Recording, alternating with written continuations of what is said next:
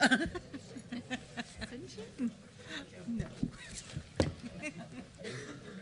morning, everyone. Thank you for being with us today. It's good to have you all back again for another meeting of the Arizona Board of Regents, and we thank our hosts, Arizona State University and Dr. Crow and his team. We will resume. We called the meeting to session last night, so the session to order, and we'll start afresh here today. I want to begin by mentioning that this will be the last meeting for our dear colleague, Regent Leonard, who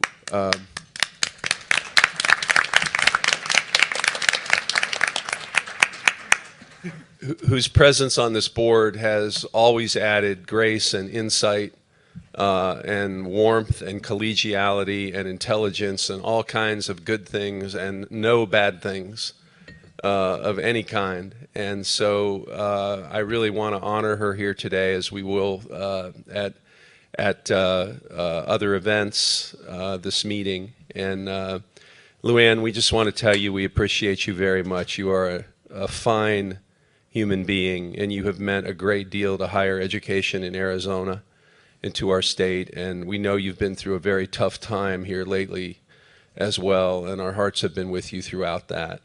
So we really thank you for everything that you've meant to this group, and we can't tell you how much we appreciate you and how much we will miss you.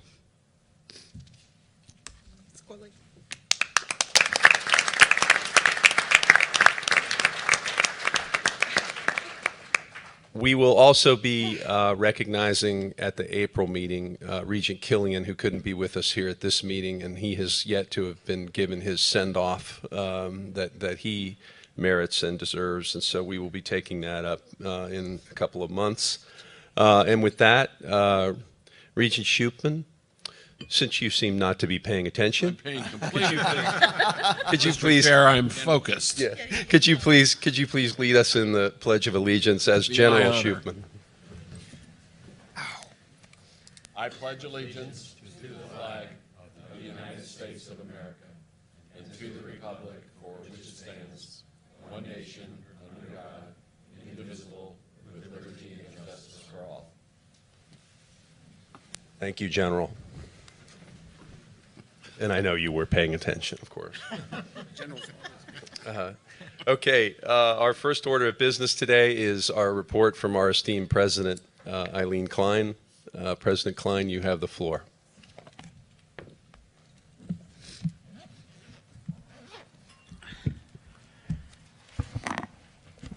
Good morning, Mr. Chairman, board members, and everyone in our audience today. Thank you for being here, especially to our ASU colleagues for hosting us. We're very appreciative of your time, and we're certainly looking forward to your report today in the Operation and Finance Review and hearing all the exciting things you have going on here. But thanks for all of your ongoing and commitment and support to everything that we've been doing to try to drive the enterprise. And I'd like to start by saying a special thanks to Rich Stanley, who's been particularly helpful as we've converted this notion of an enterprise into reality. And part of what I'll talk about today is some of that, how that's beginning to resonate at the Capitol. So thank you for having us. And I'll just quickly start with an overview. There are a number of things I'd like to cover with you this morning. I'd like to talk about what's happening at the Capitol.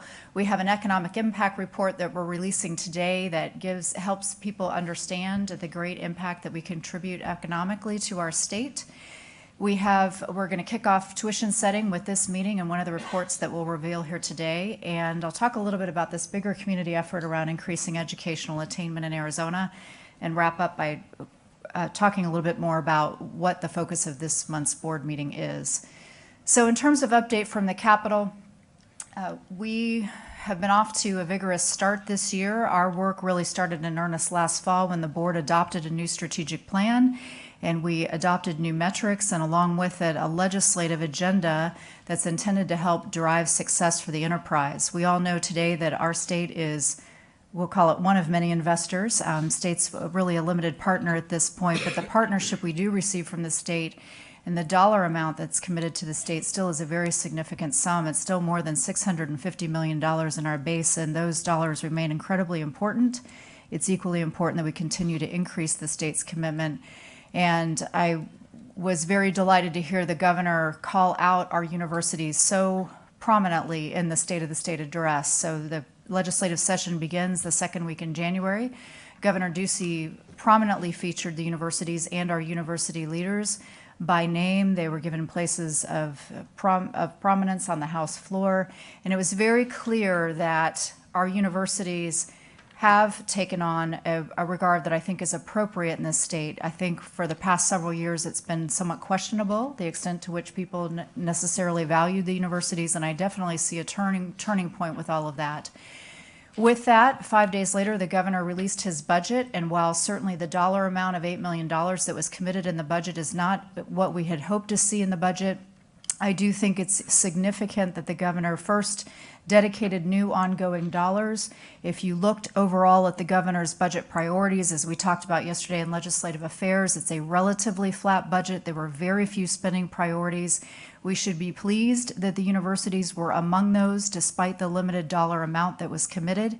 And significantly, the governor has endorsed the new model that we recommended, that new future state appropriations be directed to students, and that dollars to universities be allocated based on our resident students in particular, so that we can prioritize state monies for Arizona residents. So those were very significant features.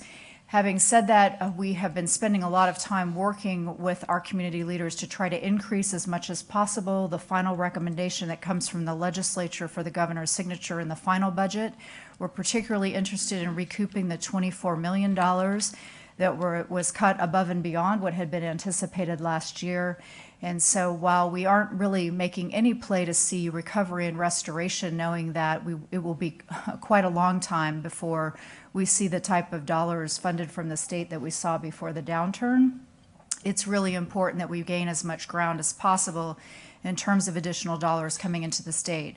We were invited to present before the appropriations committees, and I use that word intentionally. It's not every agency that gets to present in front of appropriations. They tend to focus on major budget units, and universities are still considered to be one of the major strategic assets, and I give credit to the leadership team and the regents here for being a group that the legislators want to hear from. So we spent a considerable time in front of the committees.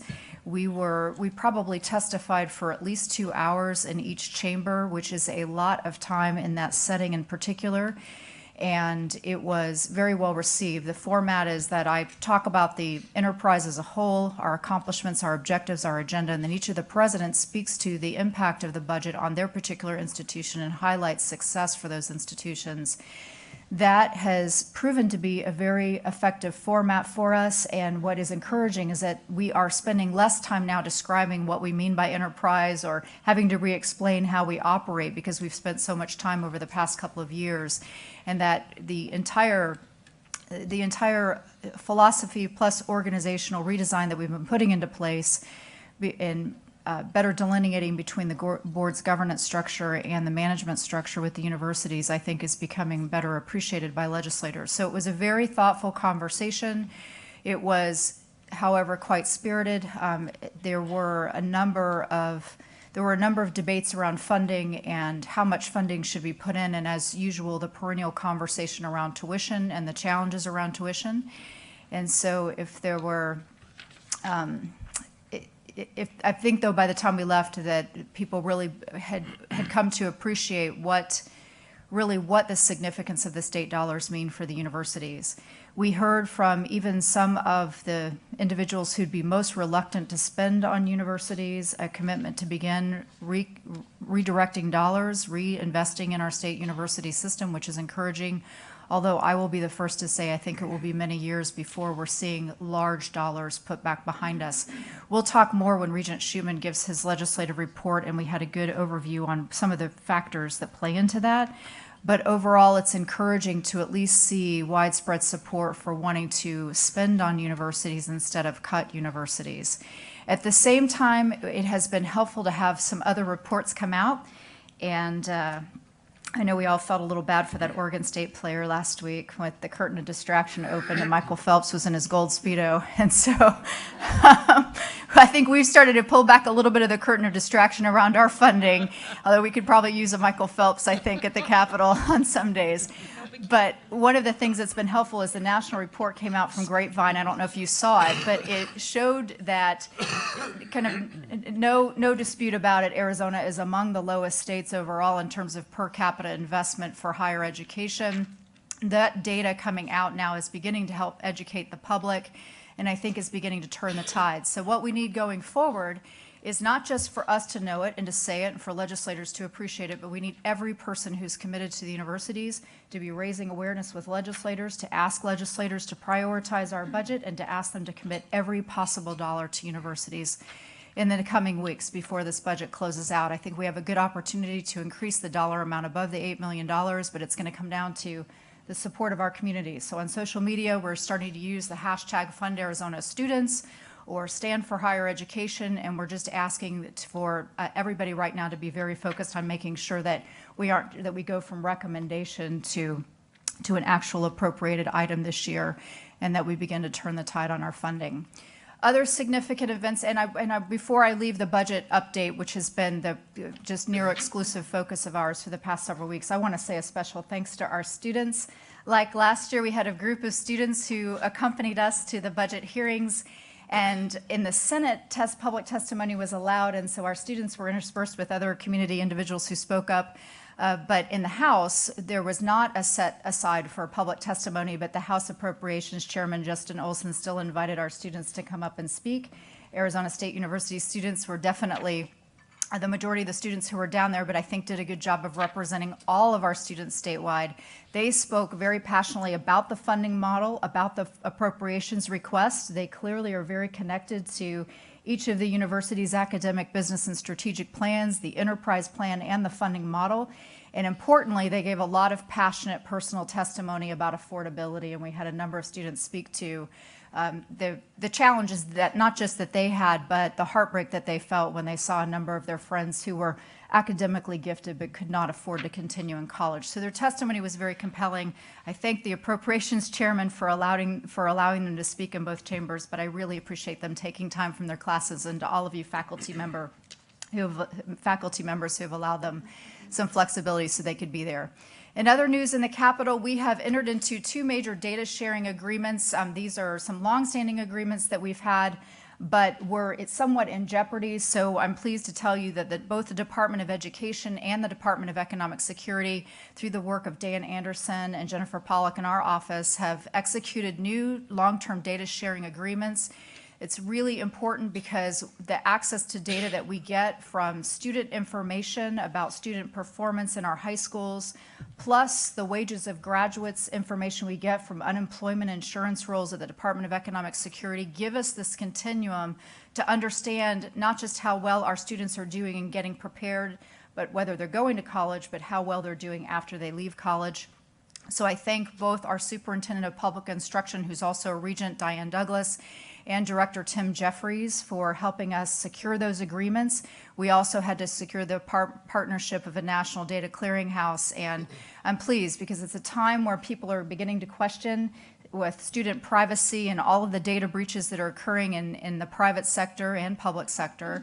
There is a lot of concern about data sharing, and so I think both of these agreements should be pointed to as great exemplars of how we can collect data that helps inform our service and our business, but in a way that still protects individual privacy. So we're going to be sure that we're keeping an eye on some of the bills that are floating around the Capitol so that those don't jeopardize our efforts to report. I wanted to just quickly list for you some of the entities that have been speaking up on behalf of the university's budget, our strategic framework, and our funding model.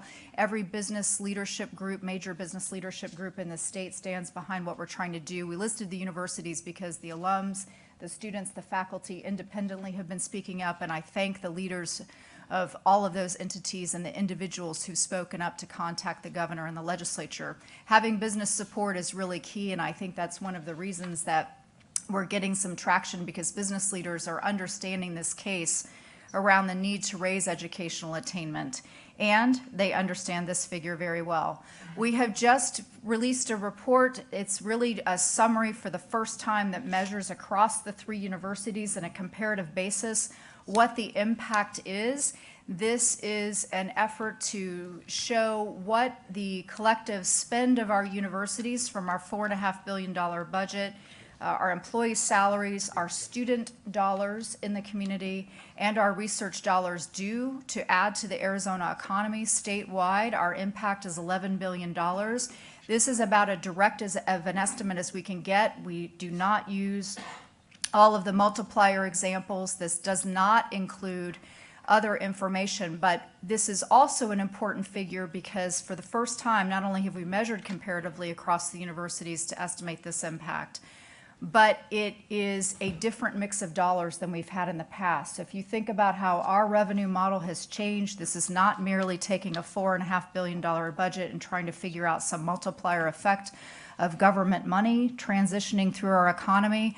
Many of these dollars, particularly because of our out-of-state students and the private nature now of a lot of our educational spending, is directly attributable to other dollars coming in now to the system that we are able to amplify in the economy.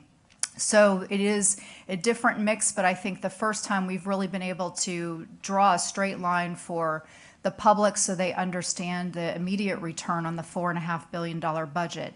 So this excludes, any of the sum total of what our assets are. It truly is the spending related to our operational budgets, our faculty salaries, and the economic impact of our students plus our research.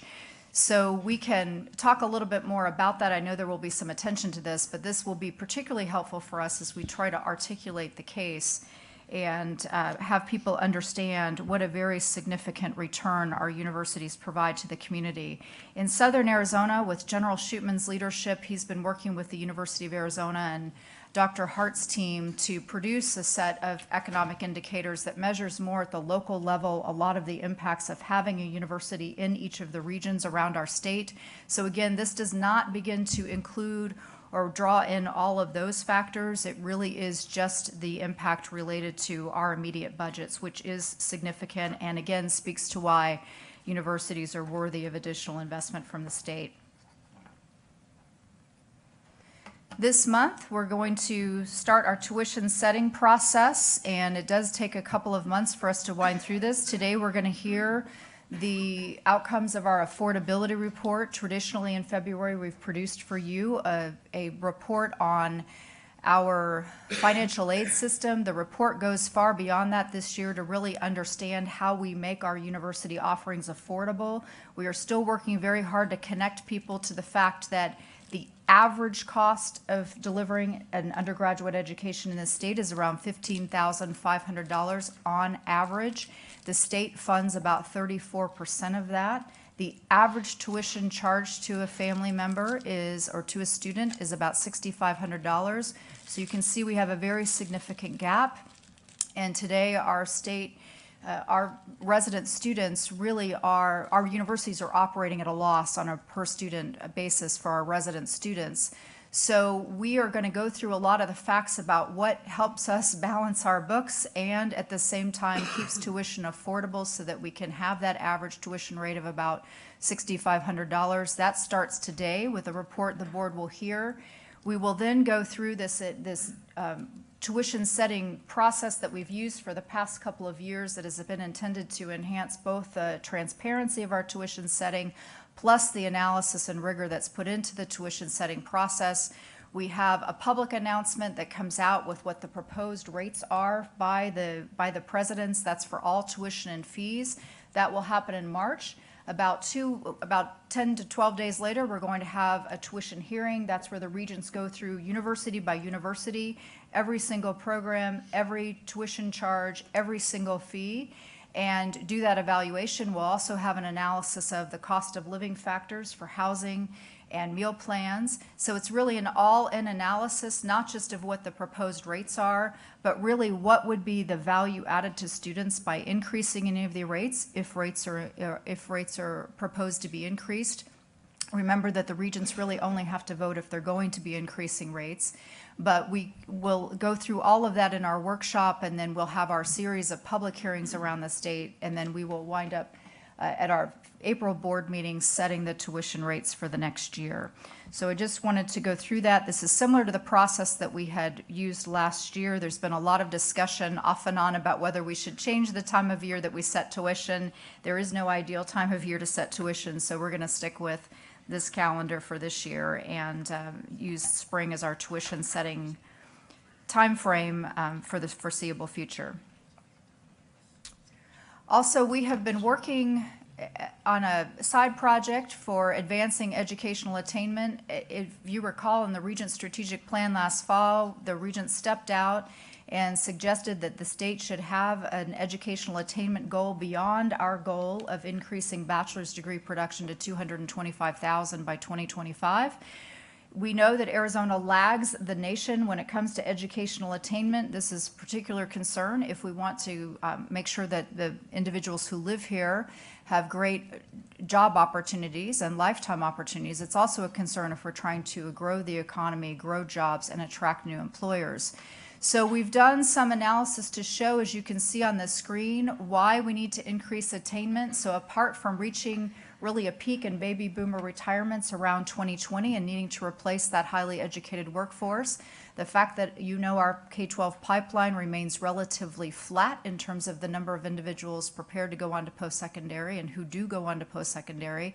We've listed for you what some of the job pressures will be. Arizona will create close to 1 billion jobs in the 10-year period between 2008 and 2018. That's good news. The challenge is that the vast majority of those require a post-secondary education credential. And Arizona is one of the lowest states when it comes to individuals who have post-secondary education. We know in particular only about a quarter of the individuals who live here today have a bachelor's degree or higher. So we have kicked off an effort. I invited a group to come together in December. We had about 40 education, K-12, community college, public university, private university, and other private post-secondary leaders come together with business leaders and philanthropic leaders. Our universities were all represented at this meeting to talk about whether Arizona should set a goal, an aspirational goal to get a certain percentage of its population credentialed with some sort of post-secondary certificate or degree.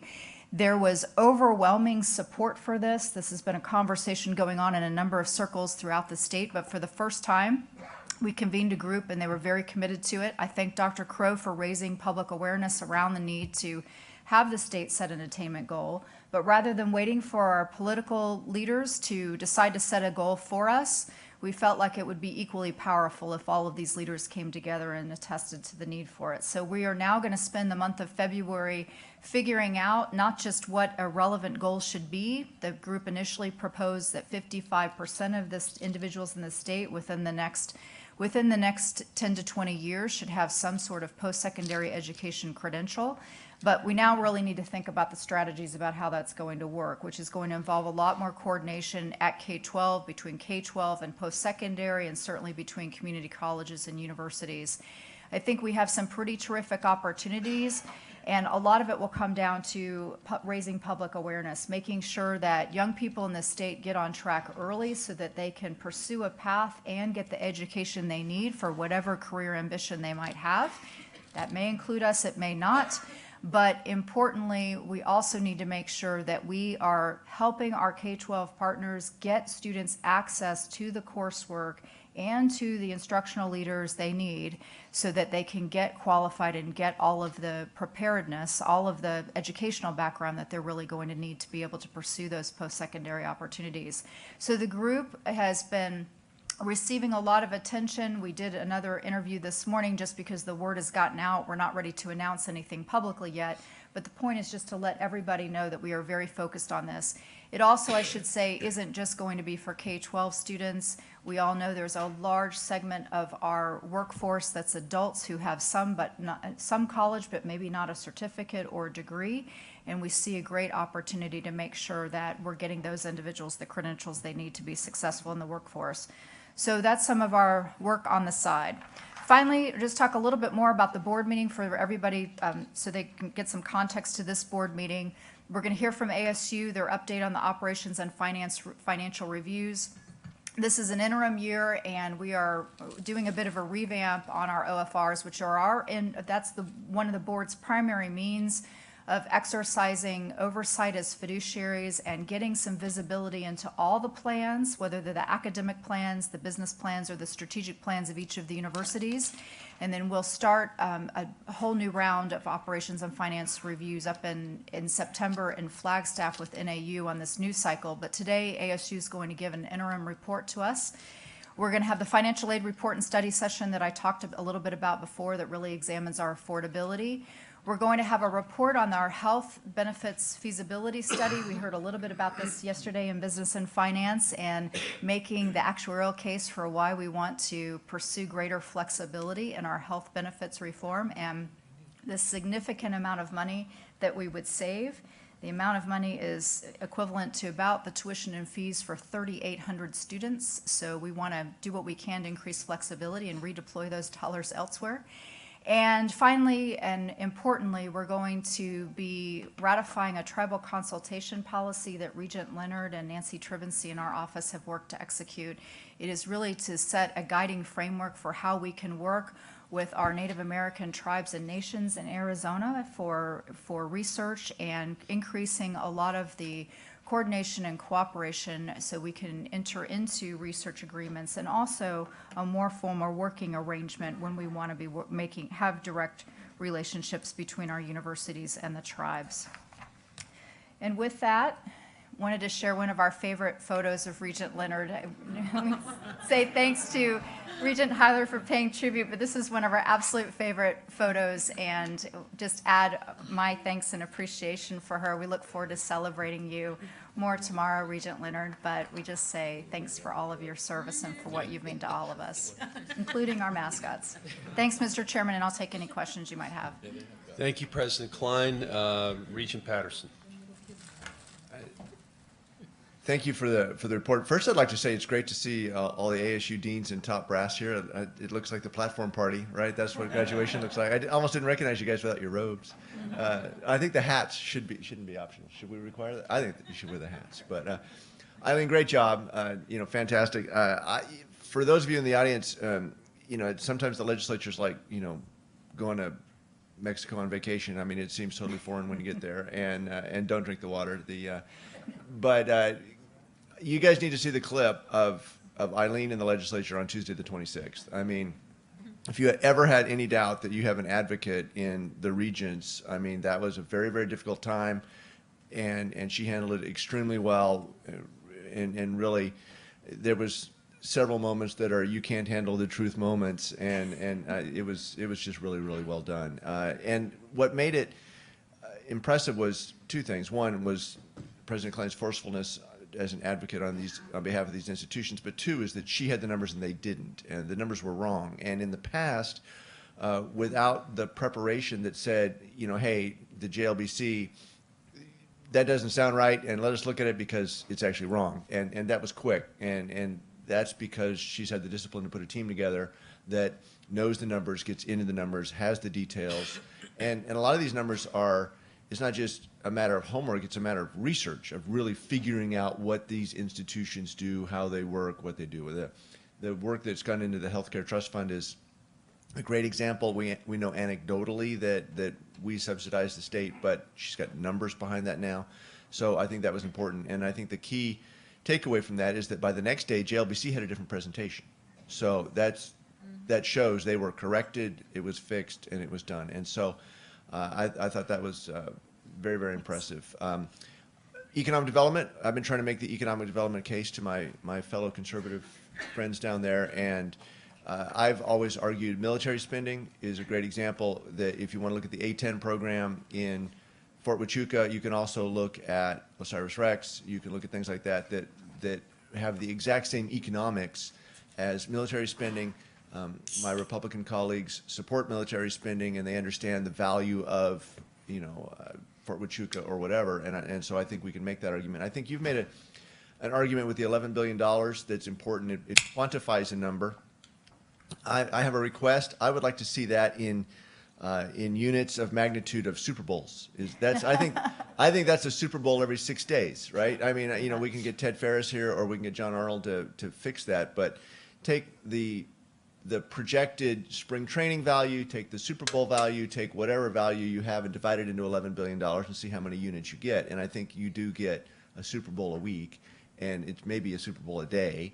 And so I think that's a great way we can argue about that, because the legislature's very sensitive to what it can take to lure Super Bowls in, to lure, you know, the Final Four, to do the college championships, et cetera. So I think that's another way that we can argue that those are legitimate economic development dollars. So either way, congratulations on your efforts, and I think you're doing a fantastic job with this. Thanks.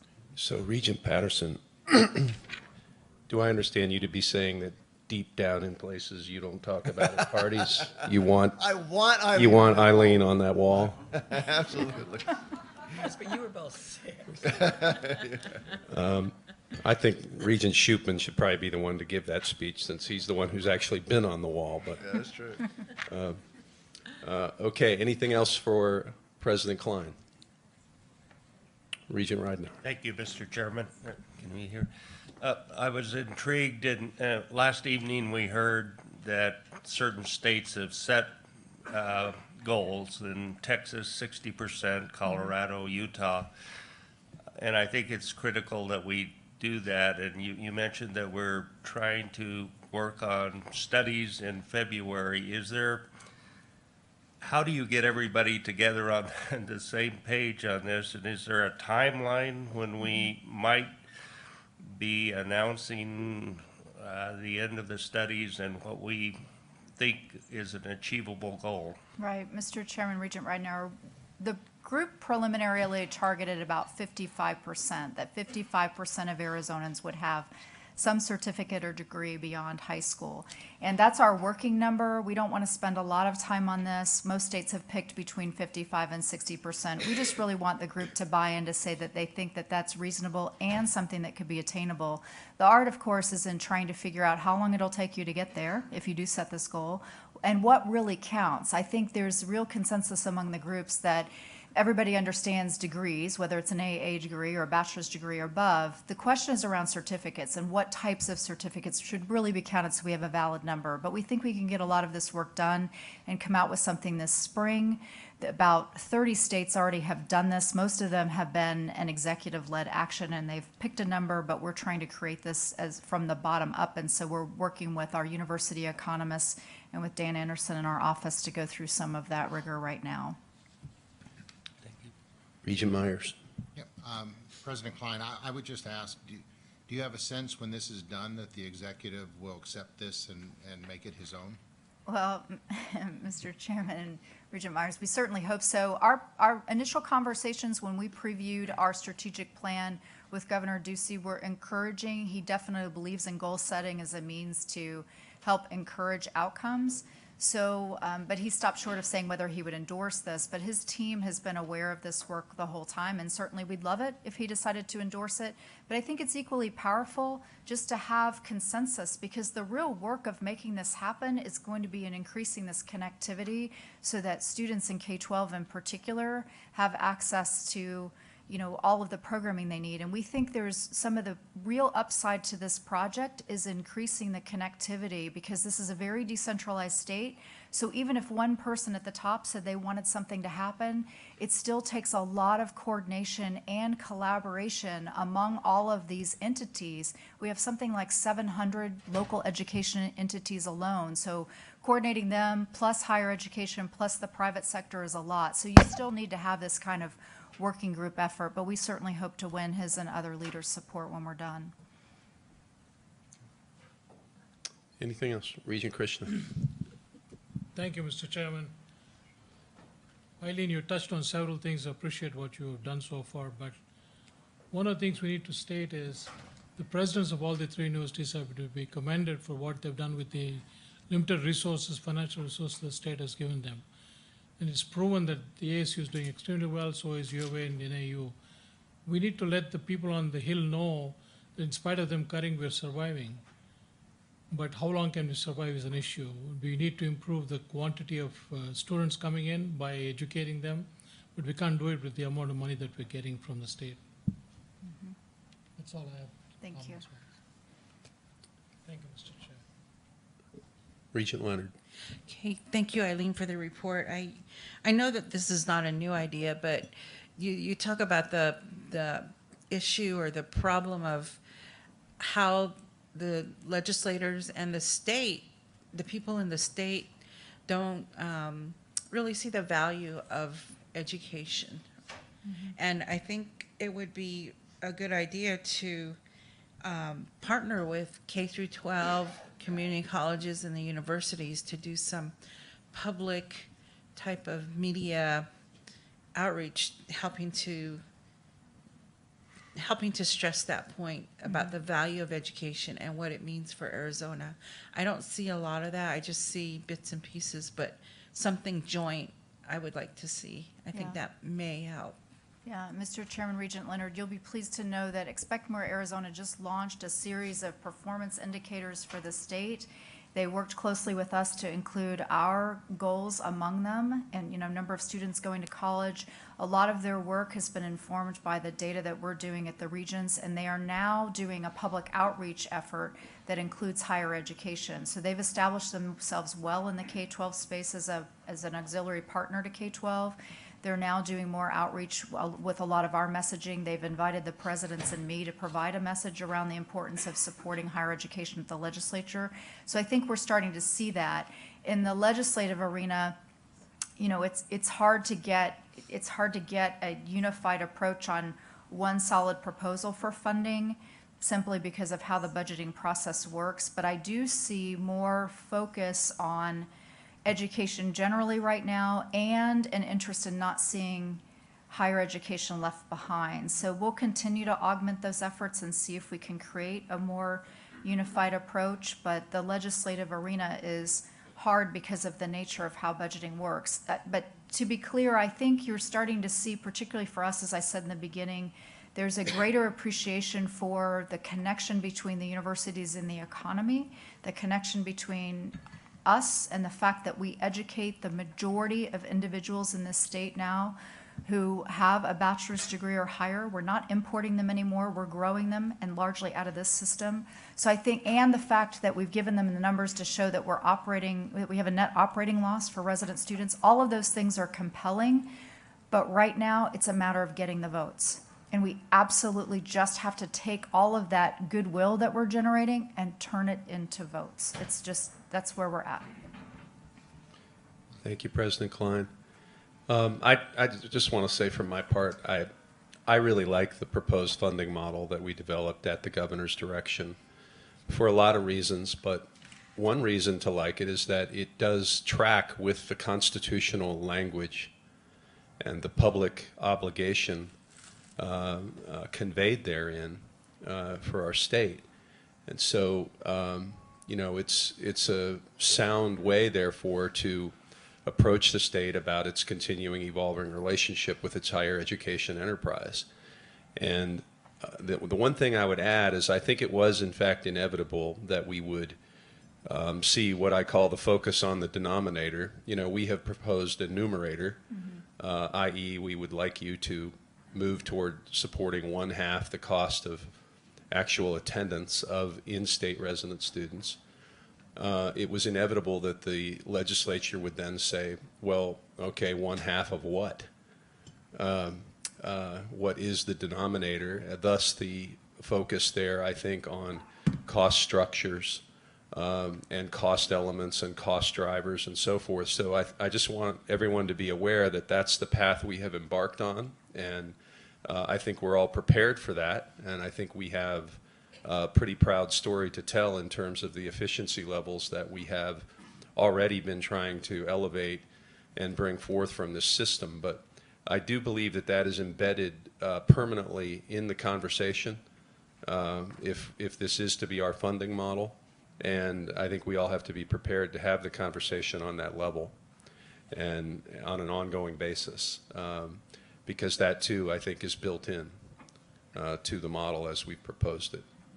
So with that, unless there's anything else for President Klein, we will move on with our agenda and turn it over to Dr. Crow. Anything else on President Klein's proposal? Anything else from you, No, Eileen? thank you. Okay. We're not going to take a break yet. We'll do that after Dr. Crow's proposal. He's going to provide us with an update on ASU's OFR. And Dr. Crow, you and your team have the floor. Mr. Chairman, give me 1 second to adjust here and get several of the mind meld brains up at the table up here.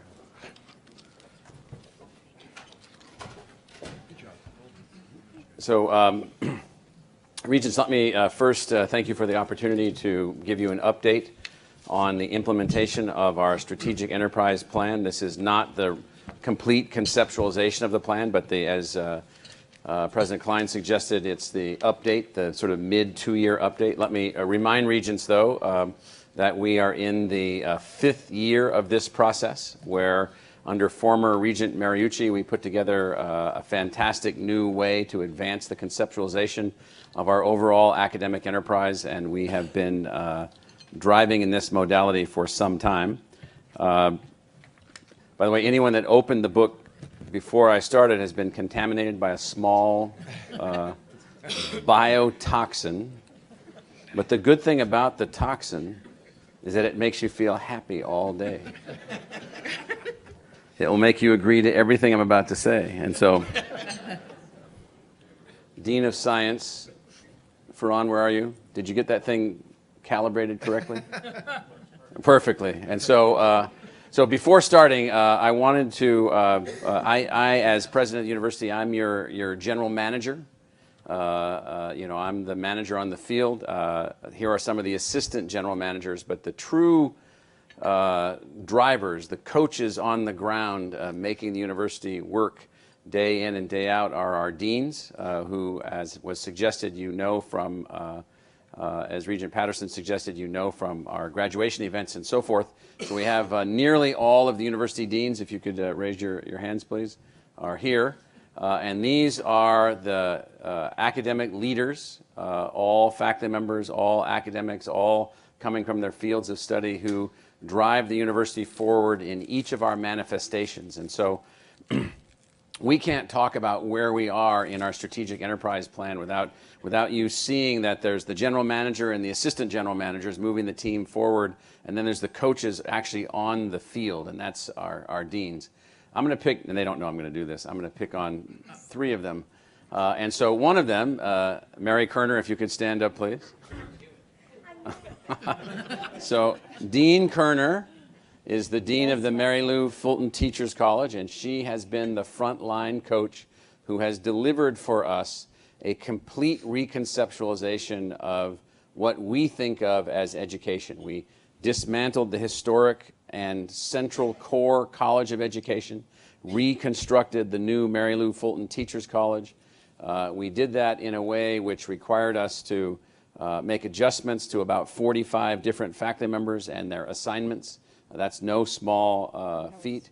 No small feat, as she said. Also, a reworking of the curriculum, reworking of the ways in which teaching candidates are selected, a reconceptualization of teacher education, a reconceptualization of teacher education in the context of the entire university, not just the Teachers College, and Mary has done a great job at that. And I also want to point out, which is the reason that I've picked her first, she's been at this for 10 years, making this happen, and she's going back to the faculty at the end of this academic year for a research center and a research initiative that she wants to focus on, and we're in the process of recruiting a new dean. And if I can get one of the handheld microphones, please. And they don't have any idea what I'm about to say, so, because probably I don't either, but. And so I'd like Mary to give what you think of as the single most significant thing that you and the faculty have achieved in this 10-year process of change. Now, you might think that change can occur in academia by the waving of a magic wand. It cannot. It's a process involving the faculty, their intellects, the students, their families, the dean working on the ground to make these things happen. So in very short form. I know, you guys tell me that. So, two seemingly conflicting things. We've gone up in U.S. News and World Report rankings from 36th to 17th for our graduate programs. At the same time, preparing better teachers who are staying in high-need schools longer than the national average and the state average. Great. Thank you. And then Jim O'Donnell here, who's the new university librarian. It's sort of a super dean role. At the center of the university is the library, and Jim was his previous position was provost at Georgetown University, and he decided to come out here and join us, bringing his classics education and his academic background and pedigree to help us to modernize and drive the library forward. And I'm taking this time from my presentation so that you can get a sense of the fact that it's just not me presenting a bunch of numbers and a bunch of trend lines and so forth. And so Jim, what will we have 5 years from now or so when you're done with your treatment of us? We will have reinvented our building, and in reinventing our building, we will have reinvented our services.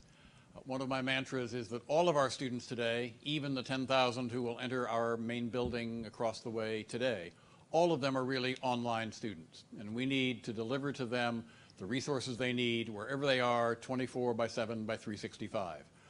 Limit of that right now, if you're a barista in Holyoke, Massachusetts, and you want a book, we'll mail it to you, and we'll give you a FedEx envelope to mail it back to us. We are committed to making what we possess less relevant than what you need.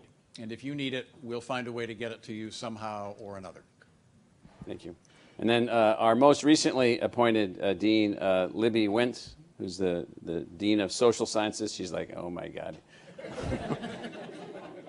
So Libby is a distinguished geographer, which is a system-level social science. She was the head of our very distinguished School of Geographical Sciences and Urban Planning, where we have, I think now, 4 National Academy members in that school alone, which is unbelievable in the social sciences.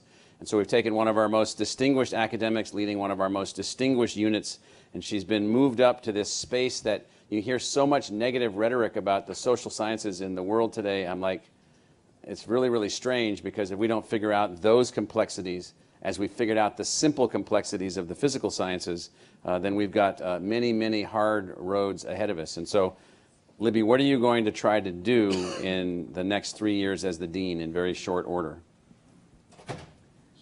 So as President Crow said, one of the hallmarks of the social sciences, of course, is the impact that it has across a lot of different areas.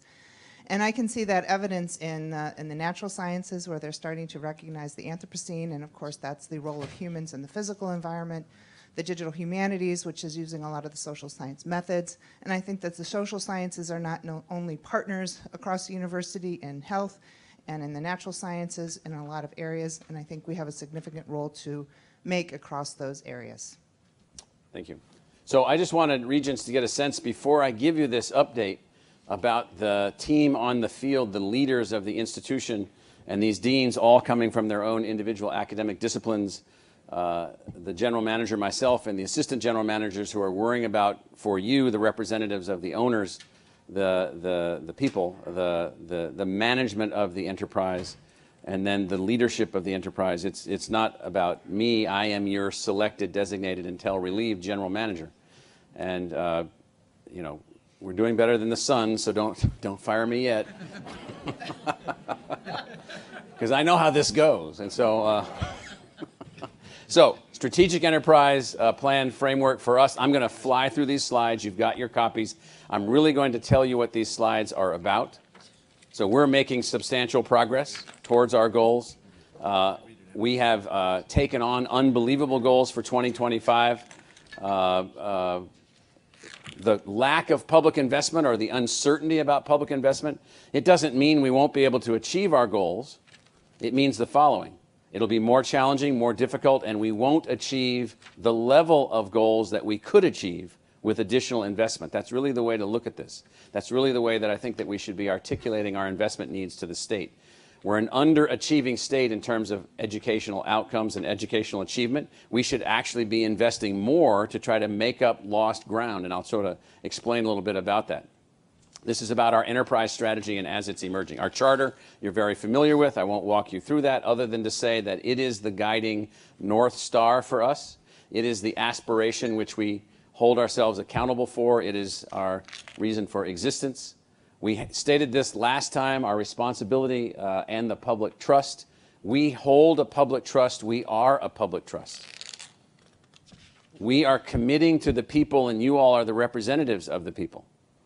You all are the representatives of the owner. We are committing to make this work no matter what. Now, some people in the legislature mean, well, fantastic. That means we are absolved of all responsibility. Let me look into whatever camera's looking at me. You're not absolved of any responsibility. Your responsibility, as in our responsibility, the board's responsibility, the university's responsibility, the legislature's responsibility, is to protect and advance the interests of the people. That's it. It is in the collective interest of all of us to educate the people to the highest possible level to help us to be as complete and successful as we possibly can be in this democracy that we live. So, progress on our metrics. Suffice it to say that full immersion on campus and digital immersion online capabilities are allowing us to expand our enrollment.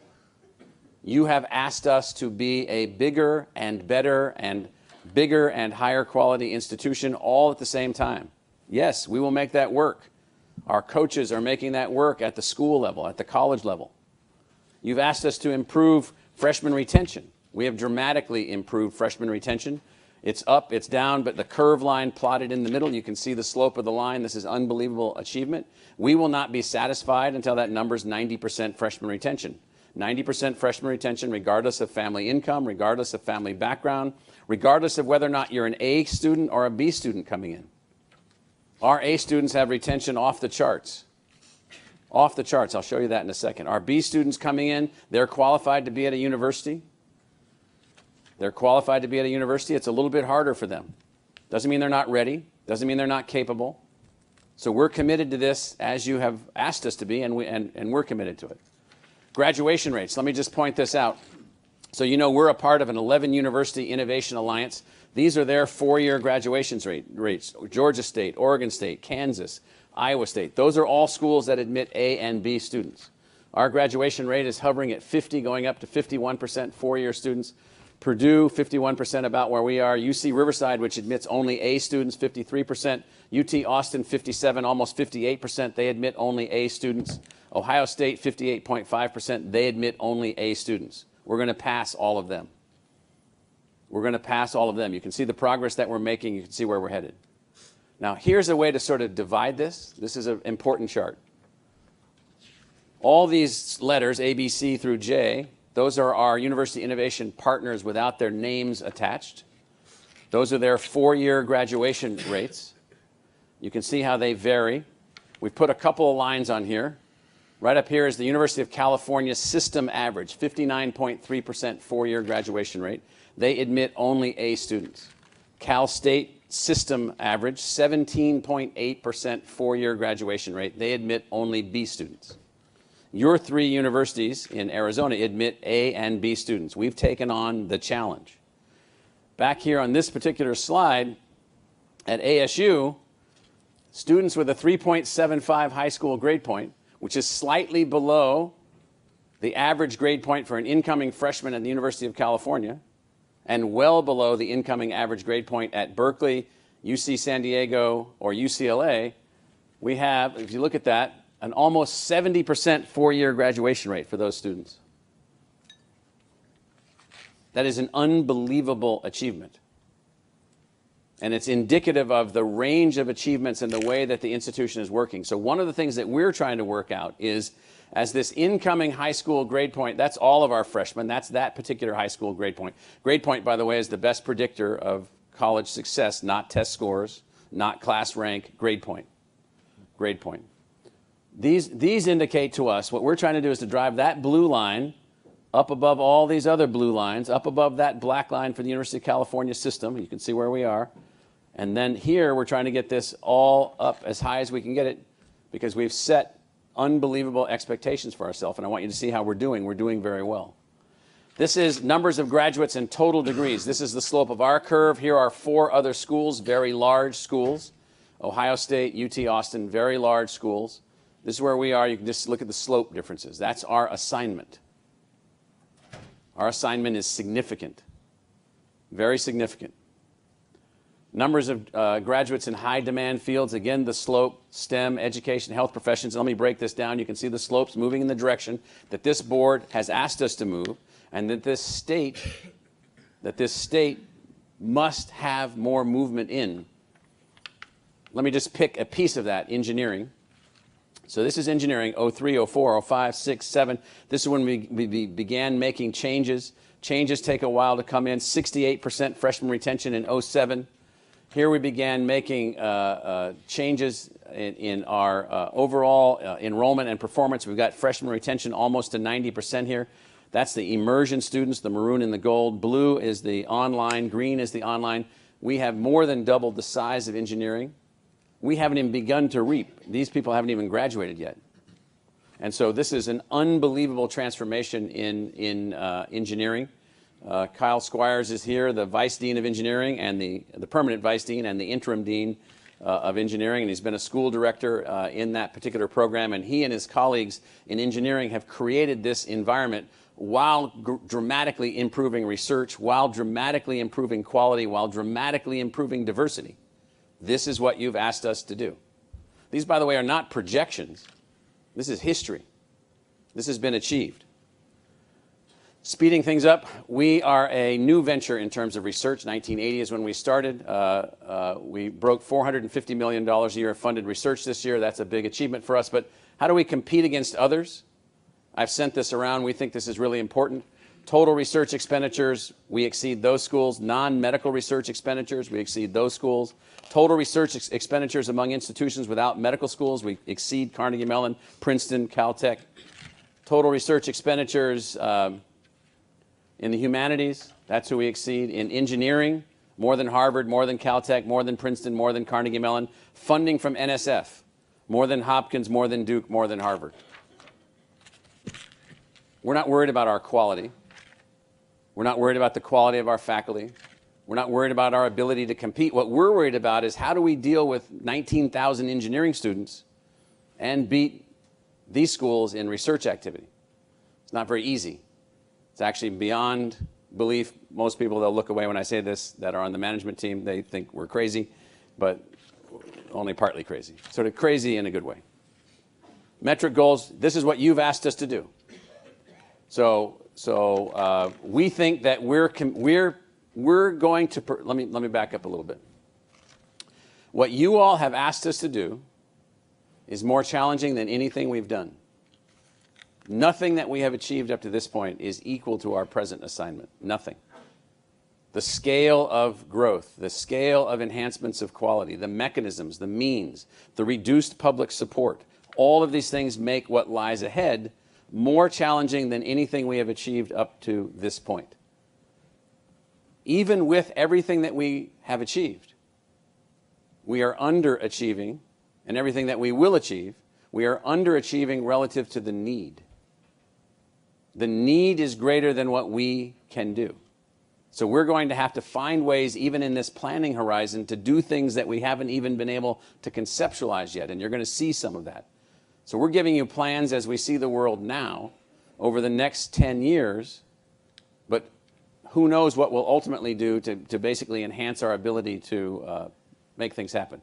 You've seen this before. This is our assignment, ASU, in terms of our share of enrollment, our share of degrees, our share of high demand degrees, and our share of research. So this is our assignment going forward.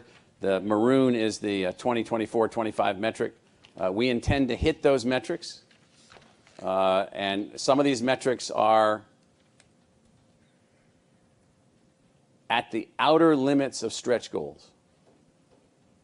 They are unbelievably challenging, particularly the research objectives.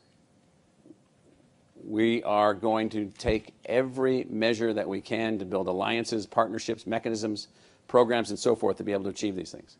Our enrollment metric targets, you can see how this works. We won't spend much time. You can see how these numbers move ahead. And here's what we hear. We hear this over and over and over and over from uninformed or ignorant people, that somehow if you're big, you can't be good. Well, we ain't Texas big. It just looks big because this is Arizona. Texas big, this is Texas big. We're like a pipsqueak in Texas. These are the public university systems in the state of Texas.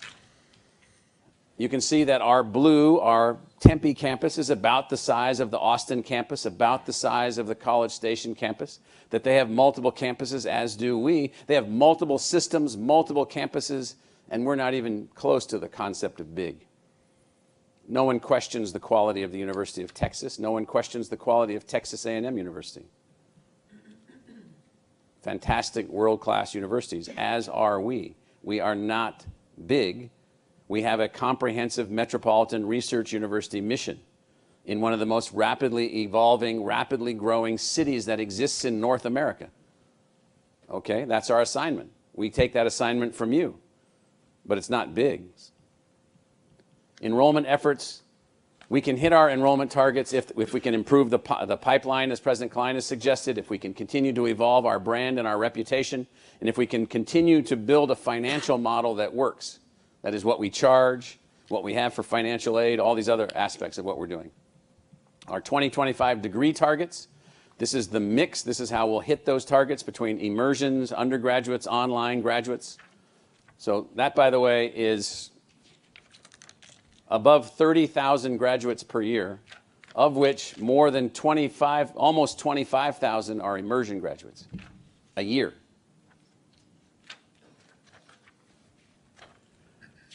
Degrees in high demand fields, here you can see where our changes are kicking in. We'll go from 8,000, almost 8,000 graduates in high demand fields in FY15 to more than 14,000 graduates in FY25. We believe this is feasible, this is doable, this is in our planning horizon, this is in our structural concept. We have 5 academic campuses, 3 innovation campuses. We're about to have a new arrangement with the Mayo Clinic and other things that we've got going on and things that are happening. We think that we can hit these things. Retention and graduation efforts, I won't walk through these. Regents can look at this carefully. But on the last point, students' preparation level improving. We're going to be working vigorously to take everything that we know, every tool that we have, every idea that we have, every mechanism that we have, and drive it down the K through 12 chain in partnerships and alignments and agreements and so forth. Research targets. So we're about 450. We need to get up to roughly 800 in the next 10 years. The world's going to change a lot. We think things are moving in the right direction. We think things are breaking in the right direction. There's new funding in certain biomedical programs. There's new funding in other kinds of research programs. There's more focus on energy, more focus on water, more internationalization, more partnerships, more programs. We're going to break our picks to make this work. Because when done with this, this will be one of the great university academic research platforms in the country, in the world. And Arizona then will have 2 of those. Research growth efforts. We have to invest in facilities. We have to continue to help our faculty members to write grants and to win. We do extremely well with funding agencies, but down here at the bottom, we are looking for grand slam home runs. We've been adding to Ponch's staff a group of highly intensive individuals. I think they're all women, all the people that we've added with Betsy Cantwell as the new Vice President for Research Development, Jimmy Choi, who we just hired from NYU, who's working on a number of initiatives that we have, Amanda Arnold, who we just hired from Texas A&M, who's full-time based in Washington.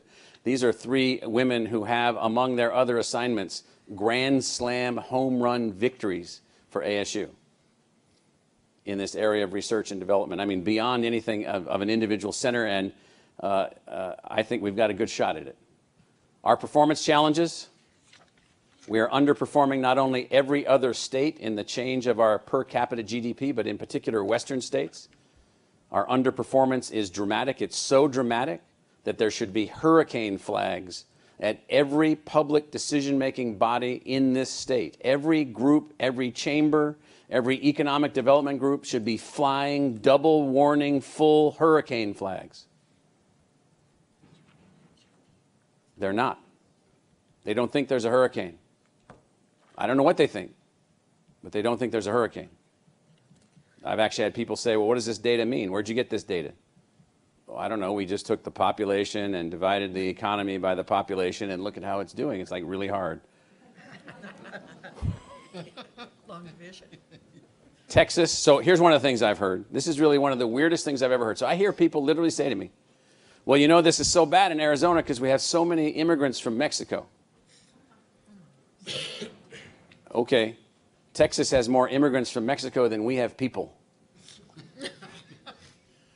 And it looks to me like Texas is doing pretty well over there. So that can't be the reason. You must be stupid. This is another hurricane warning flag. We'll fly double flags. You know, the hurricane warning is 2 flags. I think we should be flying 4 flags. Bachelor degree attainment. Now, we hear from people all the time, oh, it doesn't make any difference. College degrees aren't worth anything, blah, blah, blah, blah, blah, blah, blah. I wouldn't listen to any of those people because they're wrong. If we do not have high concentration of bachelor's degrees in people between age 25 and 34, the economy will underperform. How are we doing? Not so well. Look at that slope of that change of that line in Utah, by the way. And I don't know how the state of Washington and the United States became the same. Now, this chart's really busy. Here's what you need to know. Red is you're well below the national average of the economy. Green, you're well above. So we're really good in construction, utilities, retail, trade, and waste management services. And nothing against waste management services, but down here in mining, professional, scientific, and technical services, manufacturing, management of companies and enterprises, information technology, we're at the 80th percentile or below the national average of the economy.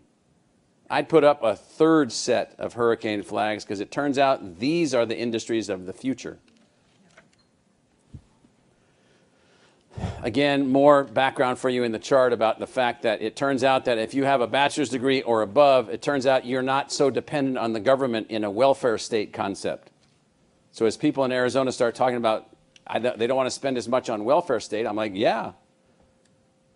I'd rather spend a few dollars on educating and many fewer dollars on supporting someone with welfare support, but it turns out that we don't understand that yet. And then not to beat the point too hard, but yes, correlation turns out to be percentage increase in per capita GDP in the years between 2000 and 2010, and how many new people did you add with bachelor's degrees, 25 years or older. Turns out that's called a curved line. That's called a correlation. That's a relationship, highly related. And that's where we sit. Negative economic growth and the 2nd lowest increase in bachelor's degrees. So I got up now 5 hurricane flags. State funding. ASU is very efficient. Back to Regent Heiler's point in terms of people looking at our efficiency, $17,000 of total tuition fees and state appropriations per FTE student. That's what we're working with. Yellow is our median average. That's our sister institution to the south, just to give some comparison. Again, state appropriations per degree awarded with adding to it tuition fees and state appropriations. Very efficient. That's the median. That's where we are. Now, this chart, Rich, explain this chart. There's your microphone. Rich and I were talking about this chart yesterday. Rich, I don't understand the chart. I understand it now, but he explains it better than I do. Oh, thank you. So this is very simply, this chart illustrates that what we have established as a board as the goal for funding at the state of 50% of the educational costs is extremely reasonable when you look at the history of what state funding has been. So this is the line, approximately. The vertical line is where we would be as compared to where we have been in the past, both in real dollars and in the actual appropriations dollars. And it's clear that up until 2011, this would have been considered a bargain to the state. And now there have been cutbacks, but the cutbacks started before we went to the left of the line. Right here. And they have just continued, and we have remained in a a highly de-investment state, driven by both the state's investments, the funding decisions, as well as the growth in enrollment. So in FY16 dollars, gold is what we were getting prior to the recession. Way out here, unbelievable. So when people say, were we getting more? Yes, the actual appropriations, look how they were going up. And in FY16 dollars, how they were going up. Then the recession came. We got cut back to not even where we were. Then we had enrollment growth because people are still coming to the institution, and then additional cuts after the recession. So basically, we have lost our minds. We can't even maintain that, where we exceeded it even during the recession, and we're below that. So this is a constraint and an opportunity and a problem and a challenge and something we've got to work our way around. And back to President Klein's comments, well, all we're trying to do is get back to that right there. And that was exceeded by all of this basically forever before it. What we've said is we rebuilt the universities, plural. We reworked everything. That's what we need. That's what we need. This is forgotten, sadly. This is what it looks like in another format in terms of how much money is coming in from tuition and fees, how much state appropriations per degree. And some people would say this is great, except for all the families that can't necessarily afford that. So our financial overview, we're building our strength. We're one of the most efficient universities in the country. We've got to add 1,200 to 1,500 new faculty. By 2025, 500 staff, not as many staff, new ways of doing things. We're not looking for large tuition increases. Remember, we've promised 3% or less per year, 3% or less per year. That's what we've been talking about. That's what we've promised to make work. And then what we call here at the bottom, new enterprise programs are the only pathway for closing the gaps, meaning you'll see us often announcing this partnership, this program, this initiative, this activity, because we have to secure the resources from somewhere to advance the institution. Morgan, what does this say about our financial health in short form? In short form, what it shows is that even during the difficult periods that President Crow's been talking about, we've been able to address one of our key weaknesses. The top chart there, net position, if you look at our unrestricted resources, the top part of the bar there in the maroon, we have over the last 10 years been able to almost quadruple that. And yet, if you talk to the ratings agencies, they still identify that as being a weakness in terms of our ability to compete and to achieve our mission, primarily because we're going to have to make significant capital investments going forward, and we have to figure out a way to do that and build that into our business model. So this ability to maintain access to capital at an affordable rate is very important. In terms of this, it goes back to efficiency. It's like, really, they want to study efficiency? They should study the University of Maryland at College Park with 11.5 employees per 100, or instructional staff per 100 students, where we have 4. I'm not saying that 4 is where we want to be. We want to stay that low or not stay that low, but we're unbelievably efficient already, while also being effective and having high degrees of efficacy. Non-instructional staff per 100 students, we're at 8.7. University of Minnesota, similar institution to us, is at 21. This is where we are again, tuition fees and state appropriations. That's us there, Colorado, Wisconsin, Utah, Washington, Purdue, UCLA.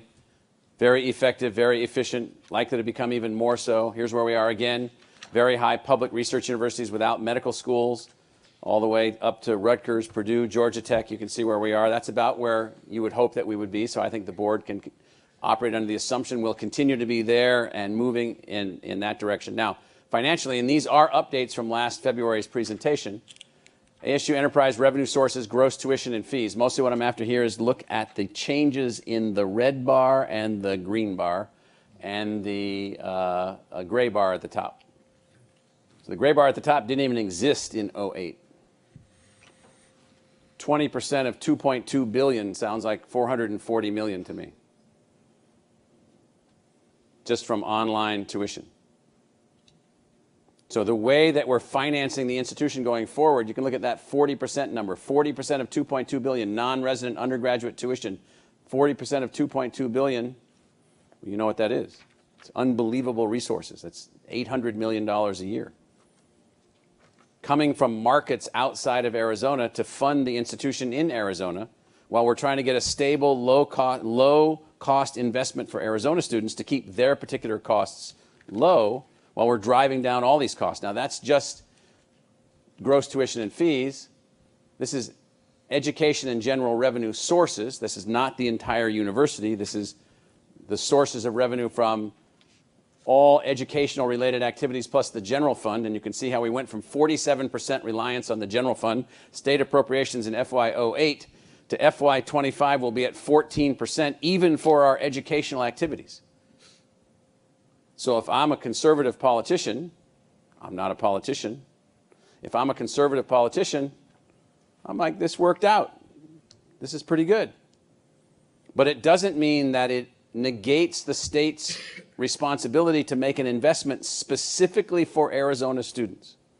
And I think that's the brilliance of what the board has approved, that we've advanced to the governor and the governor has now adopted. A model in which we say, let's keep our costs low, $15,000, $15,500. You guys pay for half. The students will pay for half. They'll pay for half from multiple sources. Most of them can't even pay that. But they can get financial aid, they can do this, they can do that, but we'll keep our costs low, and then we'll run the institution on this kind of completely differentiated basis. This number in FY02, ASU Enterprise Education and General Revenue Sources, the overall university revenue in 2002, 2003 was 50% state. I don't know the exact number here, maybe Rich, you do. I'll bet that it was 80% blue in 2002, 2003. Yeah, but high. 70s, okay, 70s. So we have changed, we have constructed, and will continue to construct a differentiated mission. Now, here's all sources, all funds, all revenue. Now, one thing, basically, don't look at the details, look at the complexity of the revenue. The spread of the revenue, the change, again, on blue, from 35% of the total institution to 10% or less. Look at resident undergraduate tuition in our tuition models. We go from 20% of the institution's revenue from undergraduate in-state tuition to 11%, because we're going to keep that undergraduate tuition low, because we can generate revenue from other means and other sources. So I'm trying to give you a sense of how this is working. And so we're showing you now for the first time how this works out to FY25. Now they put Advil in my pouch here. I shared some with Regent Hyler. So I think this is like my 80th Regents meeting. And so after about the first 3, they started putting Advil in my book for every meeting. And so let me tell you what the Advil is for now. These gray bars right here, 4% of 2.7, 4% of 3.1, 5% of 3.8 billion. We don't have the identified revenue models for those elements of the university's activity yet. So what's 5% of 3.8 billion? Call it 4. That sounds a lot like $200 million a year, which, by the way, is what the state has cut out of our budget since the recession. So we're not complaining. I'm just giving you the scale here. We complain alone. Enterprise strategies and initiatives. So what are we going to do? Well, we have to be innovative. We have to be powerfully innovative. We can't count on state investment. We've got to work on this new model. We have to plan on how we're going to move ahead. Otherwise, if we were to plan our trajectory based on instructions through investment that we're receiving from the state, we couldn't set the goals that the board has set. The goals would have to be tremendously reduced. So we have not set those goals. And again, on the bottom item, new enterprise programs, new ways of doing things, new ways of structuring is our only pathway to move forward. Moody's recently put out a good report on their last analysis of us. Morgan, can you give an update on this? Sure. This is something that they did in conjunction with the last debt issuance that we did right before the turn of the year.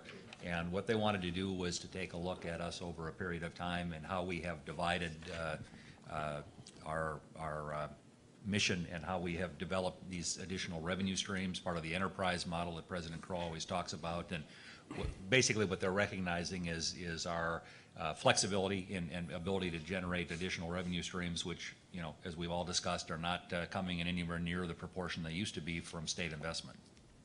And so it was not the lady in the dark glasses from the movie The Big Short that came to review us. For those of you that saw that, anybody see that movie? Yes. I think they were trying to portray that somehow she had bad eyesight, and perhaps the ratings agencies were also poorly cited, but nonetheless. Our principles for moving forward: this is a public teaching, learning, and discovery enterprise, period. We're not a company. We don't seek profits. We seek revenues to achieve our goals and our objectives operating in the enterprise modality. Some of you got a video from me. I know folks internal to the university did, and I don't know if any of them have looked at it yet, from McKinsey. Anybody looked at that yet? Nobody? And so it was a fabulous hour or so briefing on what's happening in the world, the changes in the world. And so we think that Arizona and ASU, Arizona as a state and ASU as an institution, has a huge potential in the globalization of education, the projection of the successful American higher education model on a global basis to both learners and customers and research problems around the planet. And we think there's huge potential for us to use this as a way to help build this university also. And so that's a part of our overall strategy. These are the forces that we think are shaping higher education. This is not just our words, but it's sort of the synthesized logic. Economic and social disruption is going to accelerate. It's going to accelerate. All good. Schumpeter was right. The forces of creative destruction are at work at the fastest pace they've ever been at work, and it's fantastic. Unless you slip and fall in that process, unless you are undereducated, unless you're underprepared, unless you're too slow, unless you don't have enough people capable of adapting. And so these dynamic forces are working. New business models and delivery models are gaining traction, I think, for the first time. All good, all positive. So these are forces that are out there. This is our structure. So at the heart of our institution is the core of knowledge, whatever that is. That's at the heart of the institution. That's what we add to, that's what we contribute to, that's what we draw from, that's what we are. This is a living, breathing, interactive knowledge enterprise. Just beyond the knowledge, the core of the institution is not the faculty, but the students. We try to pull them into that knowledge core, and then just past them are the faculty and the staff, who then, within that inner core, knowledge itself, the students, the faculty, and the staff, that's this core of who we are and what we do. Around that are our individual colleges and schools, the way we structure ourselves, highly fluid, our institutes and initiatives, and then 4 clusters, the academic affairs and 5 actually, academic affairs and student success cluster, the business affairs cluster, the knowledge enterprise cluster, the university affairs cluster, and then outside the university is ASU Enterprise Partnerships, which is now ultimately going to have the inversion. Right now that's the ASU Foundation. The ASU Foundation will now become inside ASU Partnerships. The foundation will focus just on fundraising and so forth and so on, and ASU Enterprise Partnerships will focus more broadly. So Rick Shangra, can you give us a 1-minute update on, and Rick is the leader of ASU Enterprise Partnerships, what we're going to be putting into this category of activity? So this organization sits alongside of Arizona State University, as a foundation does today, but it's going to have an expanded mission to do resource raising in addition to fundraising. So view it as an organization that allows us to find other sources of resources, as President Croce just talked about the need for, to help advance Arizona State University. So Rick has been adding to our complement of capabilities, what I would call business advisors, enterprise advisors, people capable of helping us to think through issues, people capable of helping us to think about sector differences as we try to find investors in the institution and so forth and so on. So these things are going on, and Rick is leading in that, leading the team in that activity. So going back to this core just for a second, the core, knowledge. Now, how do we advance that core? And this is a not yet fully evolved slide. It's kind of a crude approximation that we did one night that we're kind of living with until we can make it more attractive. But here is an unbelievable differentiator for us going forward to 2025. This is a fundamental for us game changer. In the core of the institution, the core, between the faculty, the students, and the knowledge core, we now operate in Realm 1, a full immersion on-campus technology-enhanced learning environment with 70,000 students in it, which we could not operate except for the technology enhancement and the level of innovation of our faculty. In the second realm here, digital immersion online. This is full immersion on campus, digital immersion online, technology enhanced. This is where our online programs are. I'll walk you through this in a little bit more detail because this is the key element of our strategy to 2025. This is the key mechanism by which we will advance. Realm 3, digital immersion, massive scale, technology enhanced. Massive scale would be something like, back to President Klein's comment, what do you got at ASU that can alter the trajectory of high school students across the entire state all at once? Not by yourselves as if you were the only ones doing it, but how can you weigh in? What can you do at scale? What can you do for the 1 million people that went to college and never finished that live in Arizona? That's the kind of scale. And then realm 4 is what we call education through exploration, technology enhanced. And I'm going to describe in a little bit more detail because this really is the core of our strategy. And we've left this open to be determined because what we know now that we didn't know in 2005 or even 2010, we don't know what's up. We don't know what's going to happen next, but we have to be prepared. I send to some of you, for instance, the Business Intelligence Unit report of the group at ASU that produces that, and so coming out of Ed Plus at ASU, and what we see in there are trends and trajectories and things that are happening in companies and spin-outs and investments and all kinds of things. We don't know what's going to happen. So these are the 4 realms we're now operating in. So in realm 1, we have found, or overall, we have found a way through these partnerships. Each of these lines at the bottom is a partner of Arizona State University. Each of them is another university, but most of them are for-profit companies that have built tools, learning tools. We've integrated these into platforms that then now allow us to operate in these 4 realms at the same time. And so that's the means. In realm 1, mostly what I want, this is again, full immersion on-campus technology enhanced. So when people say, how are you going to do this? How are you going to continue to add students and enhance quality at the same time? How are you going to enhance your graduates so that they're fantastic world-class graduates, but you're not using the old model of the silly 22-to-1 model? That works for some courses, some programs, but it isn't the way that things work. So what we're saying is that on our immersion campuses, which are the home of all of our research activities that contribute to our innovative core, these are inseparable. These are things we now think we can do. We can maintain broad admission standards. We can have a fluid interface with the community colleges. We can have socioeconomic status predicting nothing because we're overcoming that with relentless technology enhancement. We can probably move to all students science and technology literate, whether they're a humanities major or something else, because now we've got the means to be able to do that. 2 to 3 majors might be common. Costs are lowered for all, and we can scale it to 3 times the norm. That's just in realm 1. Realm 1, we have 72,000 now. We think we can grow to 100,000. We have these multiple campuses, multiple places. You're sitting in the heart of one of them. New programs in realm 1. Provost Searle, why don't you tell us what global launch is? This is our report on how we're going to achieve what I just told you all the goals are that you've given us, how we're going to do it. We're giving you this is the update on our methodological changes, the update on our structural changes, the update on how we're thinking about things in different ways. Good morning. Global Launch is our initiative to develop a variety of different pathways for students to come to ASU who are language deficient in English, and where they can get the English language development, and then they can move into academic programs, having demonstrated that they have both the English capacity and the academic capacity to perform in the levels that we need them to do. And that program is growing beyond that. We're now using Global Launch to teach Mandarin to native Spanish speakers. So we are using it for a variety of ways to vastly increase the reach of the university and draw more students to the university.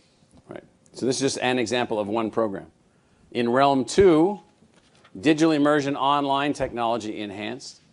We believe that with this realm, we can go to college complete, we can facilitate college completion for the majority of people that didn't finish, lifelong personalized learning and lifelong network-based learning, which are two things that we think are going to change the way learning occurs. Ed Plus and our Starbucks program, Phil Regier, who's the CEO of Ed Plus, I think he was here, there he is, and Dean. So Phil, just in a minute, what's happening on the Starbucks front? How many students do we have now? Where are we headed? How many will we have? What does it mean? How's it working? But in a minute. So Starbucks has established an objective of 25,000 graduates from the program by 2025.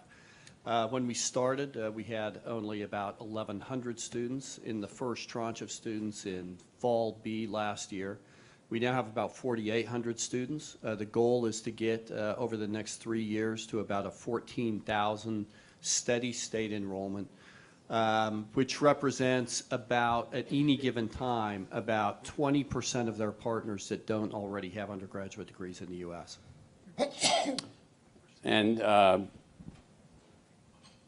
Realm 2 also, Phil, you'll be in London on Tuesday announcing the Plus Alliance. I don't know the last time that Phoenix did a named alliance where P stands for Phoenix, and L stands for London, U stands for universities, and S stands for Sydney. We're now linking with, co-branding, and advancing this initiative. It's already been announced, but it's launched next Tuesday morning in London. So what are we doing here, Phil? So the Plus Alliance actually has two areas under it. It will create a global knowledge network where Plus Alliance faculty and others at the university will be focused intensely on research. I think that across those three alliance partners, there are about 10,000 faculty. So it's an amalgamation of faculty that really nobody has ever seen before. It also, though, very importantly, has a global learning network under it. The objective of the learning network is twofold. First off, to benefit current students by allowing students, for example, at University of New South Wales or at King's College to take online courses in sustainability that ASU has pioneered, or for ASU students to get a petroleum engineering degree from University of New South Wales, an area that we don't have. But more importantly, we want to be able to take the digital assets that the three universities have created and are in the process of creating and use it for the benefit of people worldwide who live in areas that don't have adequate access to higher education at any cost. And we know the areas in the world that are exploding in terms of university-ready students and the capacity of those countries to develop the resources.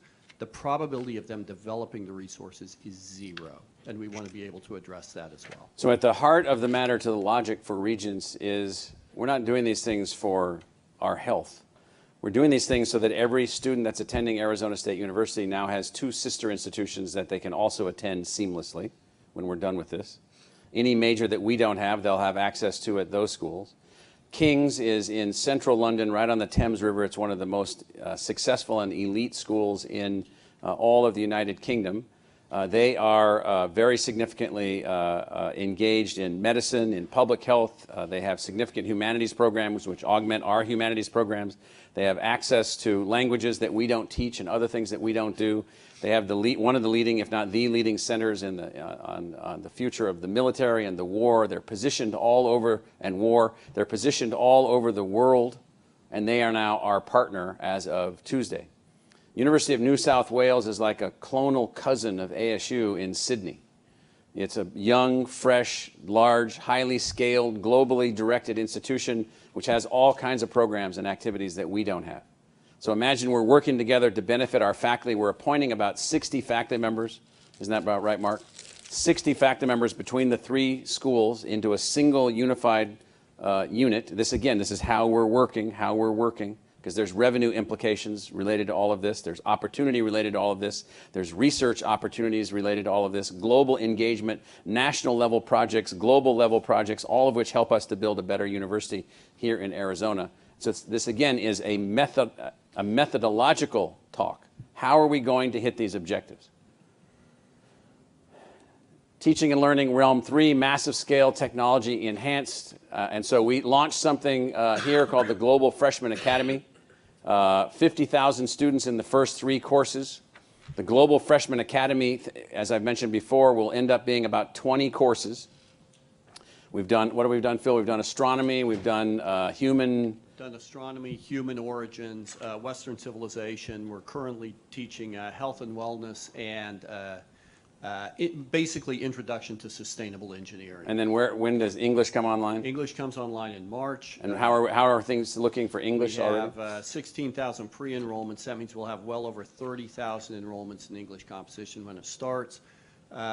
College algebra, which is going to be an incredible course, goes online in April. And the reason that'll be interesting is that's an on-demand course. Students can finish it in a week, in 3 weeks, in 15 weeks. It's completely adaptive, and we're doing that with our close partners. So let's take that class, college algebra. That class won't be just for people thinking about going to college. It'll be for anybody that needs to think about college algebra as a step. You can take the course over and over and over and over until you master it. For no credit, you can get a grade, you can get graded, you can get assessed, or you can ID verify and you can take the course for credit. These will be downscaled into K through 12. These will be upscaled into clustered mini degrees. It's a way for us to enhance our relationship with the community colleges. It's a way for us to enhance college going rates in Arizona. So these are the methods that we're working to implement these kinds of things. I won't walk through all of these things, but we also have a preparatory academy that we operate in an immersion modality that we believe we can also operate in an online modality. And so we're advancing now at beyond the design stage relative to how we could enhance every high school in Arizona in particular that doesn't have access to this or that we have access to. How can we make those things available? It's back to the pipeline. To realm 4, this is the mysterious realm. Global impact, global scale engagement, but mostly this is built around the idea of totally personalized learning. You take your iPhone and your iPad and then you immerse yourself into a learning experience. There's no professor, there's no class. You're just doing things. You're going to planets that are actually real, from actual NASA data. You're studying those planets. You're evaluating those planets. You're landing on those planets. You're doing sampling and work on those planets, or on Earth, or this place or that place. And this then will enable you to learn very complicated subjects. Same way might be you might end up writing historical analyses of events that you're witnessing, or ways in which you're engaged in music or other things in this kind of immersion, exploratory type learning. So we have the Center for Exploration through Education through Exploration, which is advancing. And so all of this that we're taking on, this is just a summary, is how do we also then engage the community? How do we enhance economic development and entrepreneurship? You've heard from Professor Panchanathan many times about where we are, how we're advancing, supporting entrepreneurs, technology transfer. I think it's worth noting that we have gotten $500 million of investment this year in our spin-out companies. That's not venture capital investment, that's investment. So these are significant things. Economic development and the regional environment, innovation zones at ASU. Panch just described those quickly. So basically what we are trying to do is, let us say that we are trying to attract a company to come to Arizona. We engage with them a lot through GPEC, ACA, and other partners.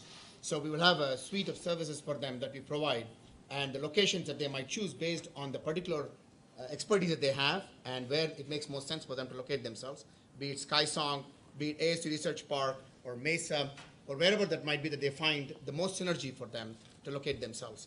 And that we will be able to provide the ASU students, faculty, and their and all the assets that they need to be successful.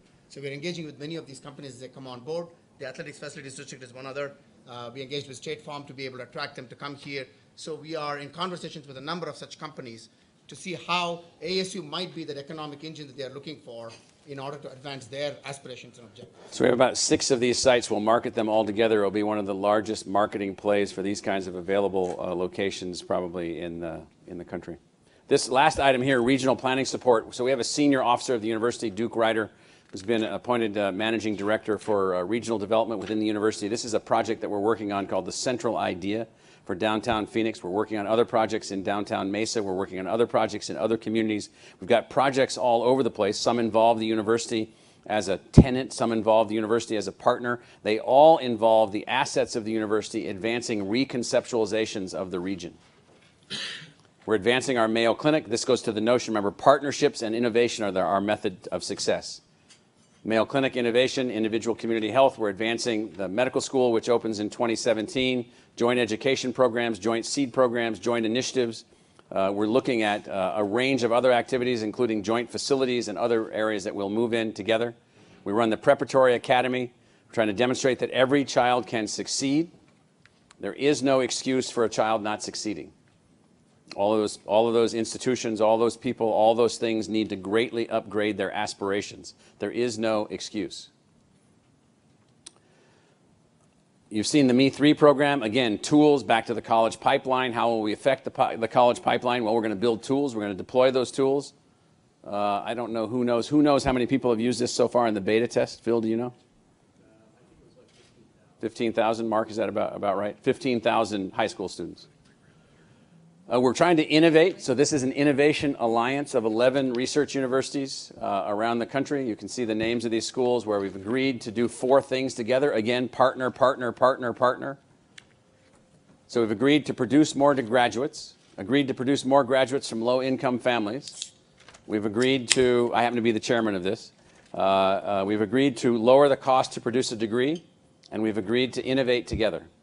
And I can already tell you that we have learned many, many things that we didn't know before on ways to improve.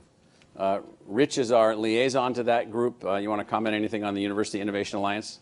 Like the Big Data Project, what we're doing in the Big Data Project. Gates Foundation is our main supporter here. 5 other foundations, the Ford Foundation from New York, the Markle Foundation, USA Funds from Indianapolis, Lumina from Indianapolis. These are the kinds of Kresge from Michigan. These are the foundations that are funding us, as well as I think ultimately Helios will step up on a project basis between Florida and Arizona. The Innovation Alliance has been an interesting experiment in how to have individual universities work together. We've now had 5 meetings of people at the operating level who are talking about specific problems they have on a day-to-day basis and sharing different kinds of innovations that they're using to solve small problems and large problems piece by piece by piece. And then each one of us tries to figure out how we can take those ideas home and introduce them into our efforts. The data projects will be probably a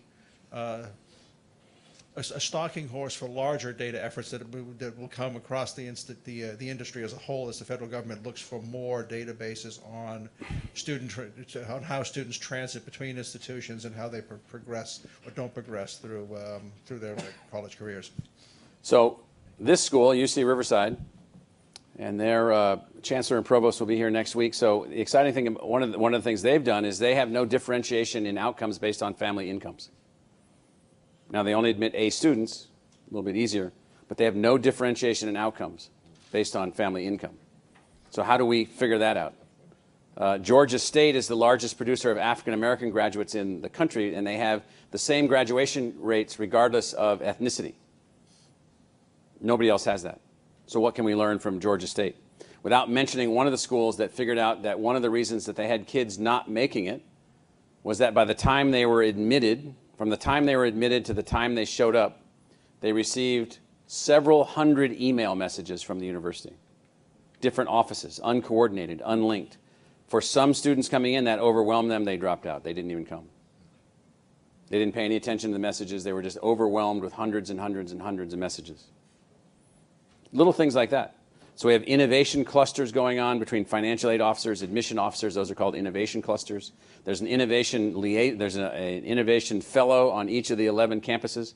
So President Daniels of Purdue, Ponch and I were just over for Purdue, staying at a hotel that was being renovated while we were in it. It was quite pleasant.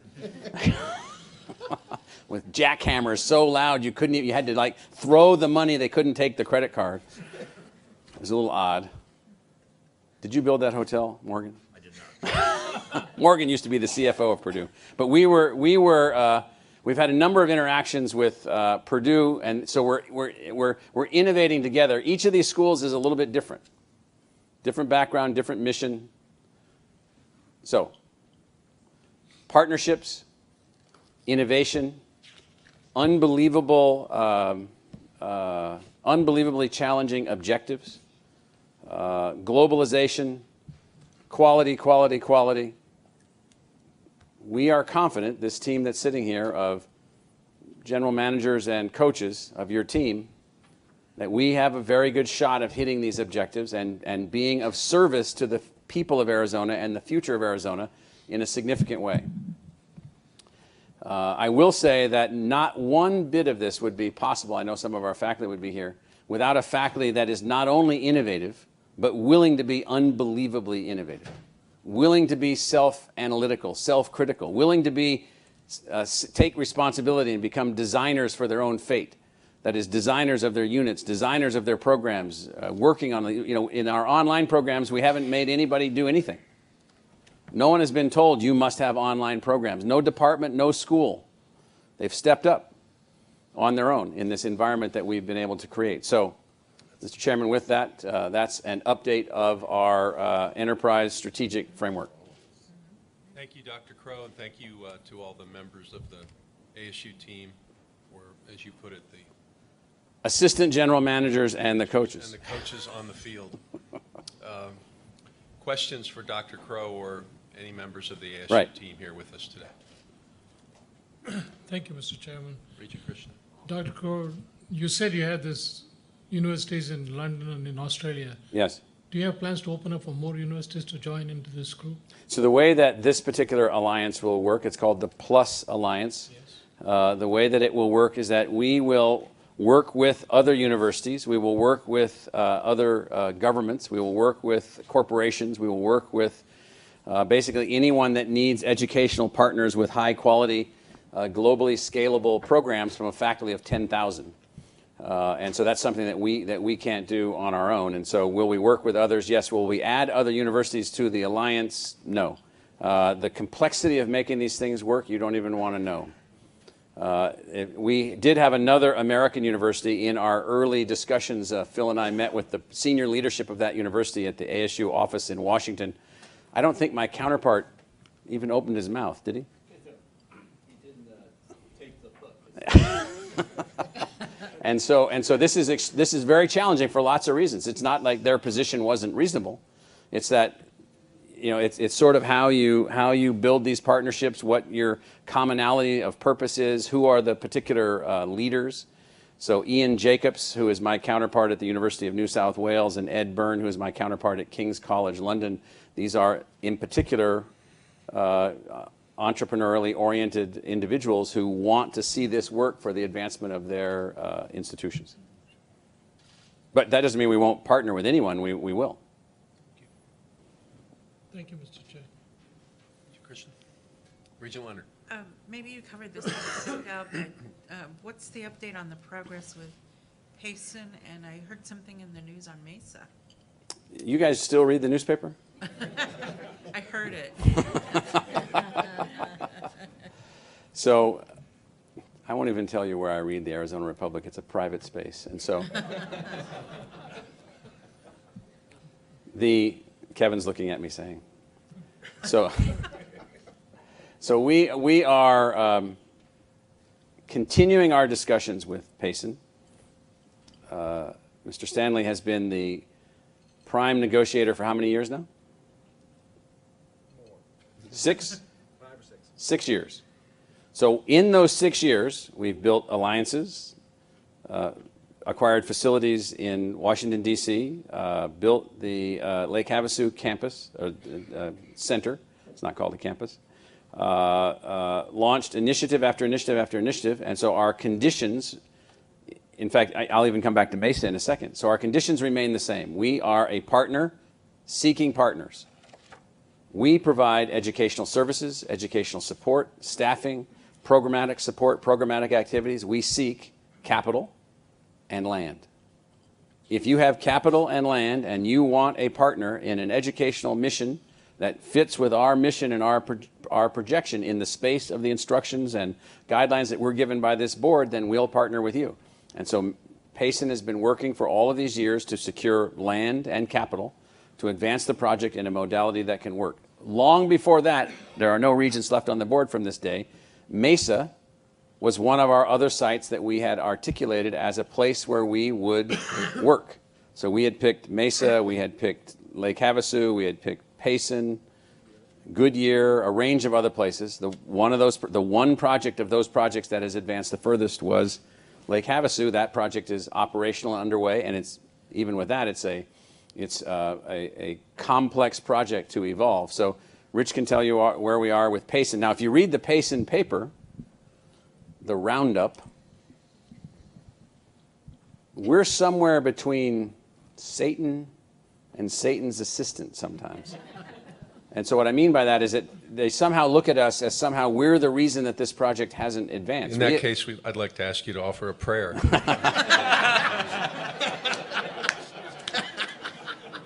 I think the city council voted no more prayers, only moments of silence. So. Yeah, so Payson has been working, I would say, diligently, and for a lot of this time, the holdup has been that they were working with the Forest Service to acquire the land, which was identified many, many years ago. So we're trying to get federal land. That's a process. They have now finished that process. They have actually purchased the land and own it as of about 3 or 4 months ago. So that's a big step. And so we've now reinvigorated the conversation. The conversation's never stopped, but we've reinvigorated it now that the land is available to try to get to a point of having the balance of the capital funding process work out. And so I'm optimistic until I'm not. And so on the many occasions that we've had to drop out or not do, we've not dropped out, we won't drop out. We remain very interested in Payson, very interested in making the Payson project work. We are ready to move as soon as our conditions have been met. In Mesa, which long ago, prior to its efforts to acquire outside private colleges, which they've been doing, which we've been working with, the same conditions were put down onto the table. And so the present mayor is interested in perhaps considering that as a possible trajectory with no commitments from anybody and nothing going on. There's just discussions going on about, well, maybe we'll come back to where we were 6 or 7 years ago before the recession and think about or talk about what we might do with Mesa. In the interim, we do have a very significant campus in Mesa called the Polytechnic campus. They did make Morgan, what was the size of their infrastructure investment? They made a multi-million-dollar investment in infrastructure activities, infrastructure support that supports our campus and other activities on that site. And so we did that. We didn't do anything in downtown Mesa.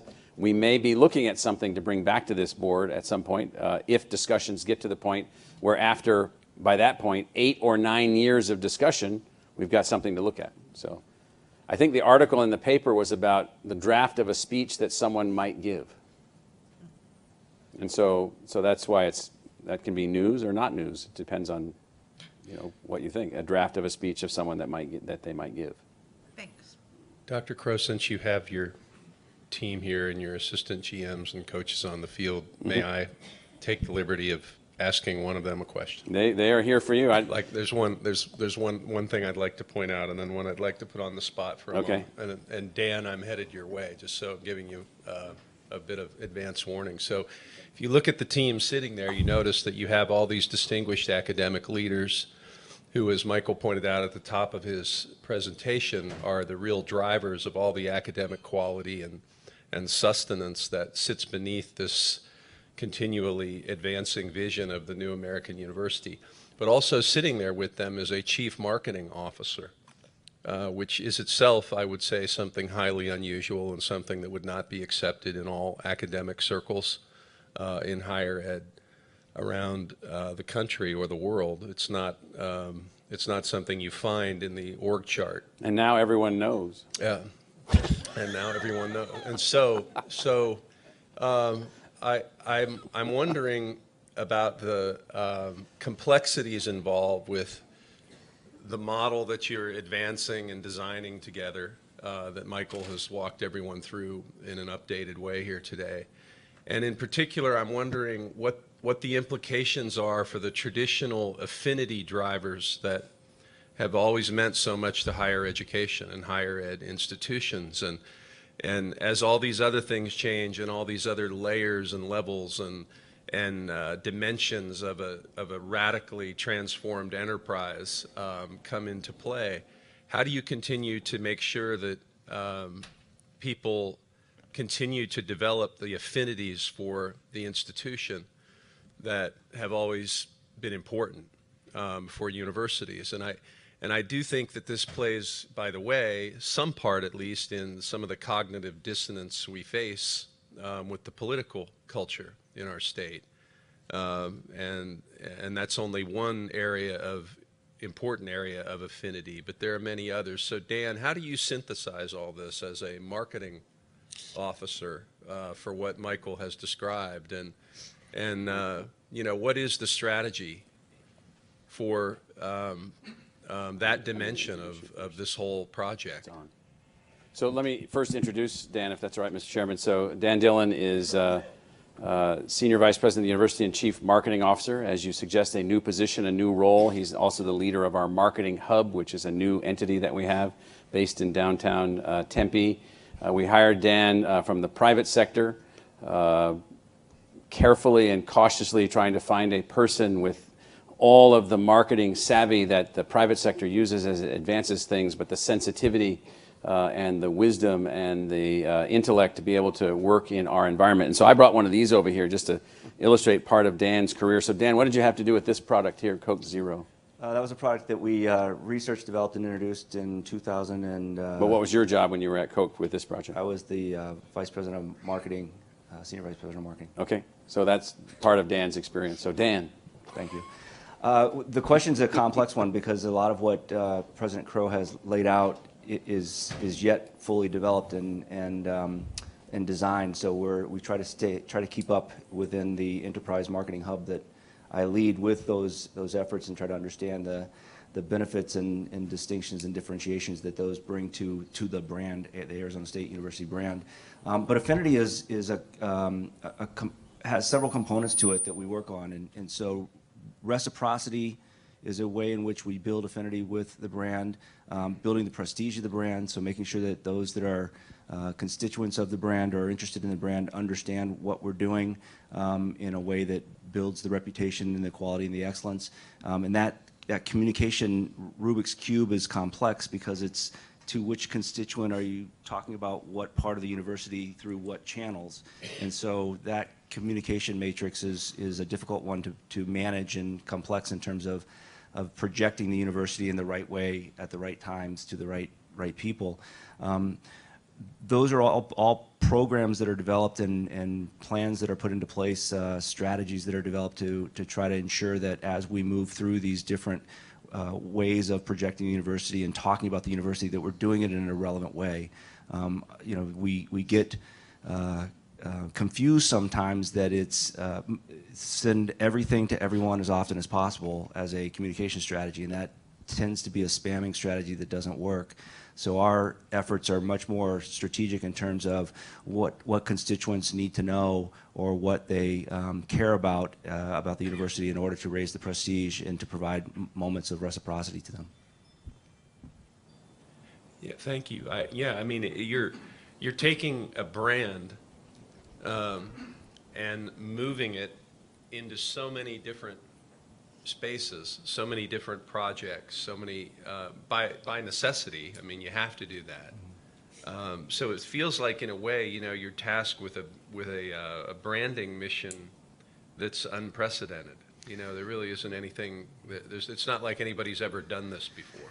Well, thank you. I feel that on most mornings when I wake up. It's complex from a lot of different angles, but one of the most complex parts from a marketing perspective is there's very few brands that have a life cycle that's in life stage that starts in the 8th grade and ends at 80. Coke Zero is marketed to 18 to 24-year-old males. I mean, that's pretty simple to build a former plan. governor of Arizona used to drink about 8 of them a day, didn't she, Chuck? so she didn't fit that demographic. But we appreciate the business. So again, that life cycle, life stage makes this complex, because if you're trying to talk to prospective students and their parents and current students and young alumni and old alumni and legislators and policymakers and partners, you do have to really focus the attention to what we decided literally within the first month of me taking the role, which is we were going to be a branded house, not a house of brands. We were going to be very singularly focused on building the Arizona State University brand. And all of these things underneath it that we're doing are support points and proof points to this Arizona State University brand that has emerged with a positioning of being the #1 most innovative university in the country. And all that we're doing is just brilliant marketing material for us to use as proof to whichever constituent we need to talk to about the brand, to prove that we are innovative. And what you've heard today from President Crow, I think, is clear that we've got a lot going on that is leading edge, forward thinking, forward leaning, and that just reinforces this brand that we're trying to establish in the minds of the constituents that we're marketing to. Thank you, and thanks for letting me put you on the spot. Regent Knopfel. Thank you, Mr. Chairman. President Crow, Yes. I mean, it's clear you're embarking on a difficult journey to hit the objectives that have been set. I think I've spent enough time as a student with your leadership team and yourself to know, feel very confident that you guys will hit those, especially with the methods you've shown us today.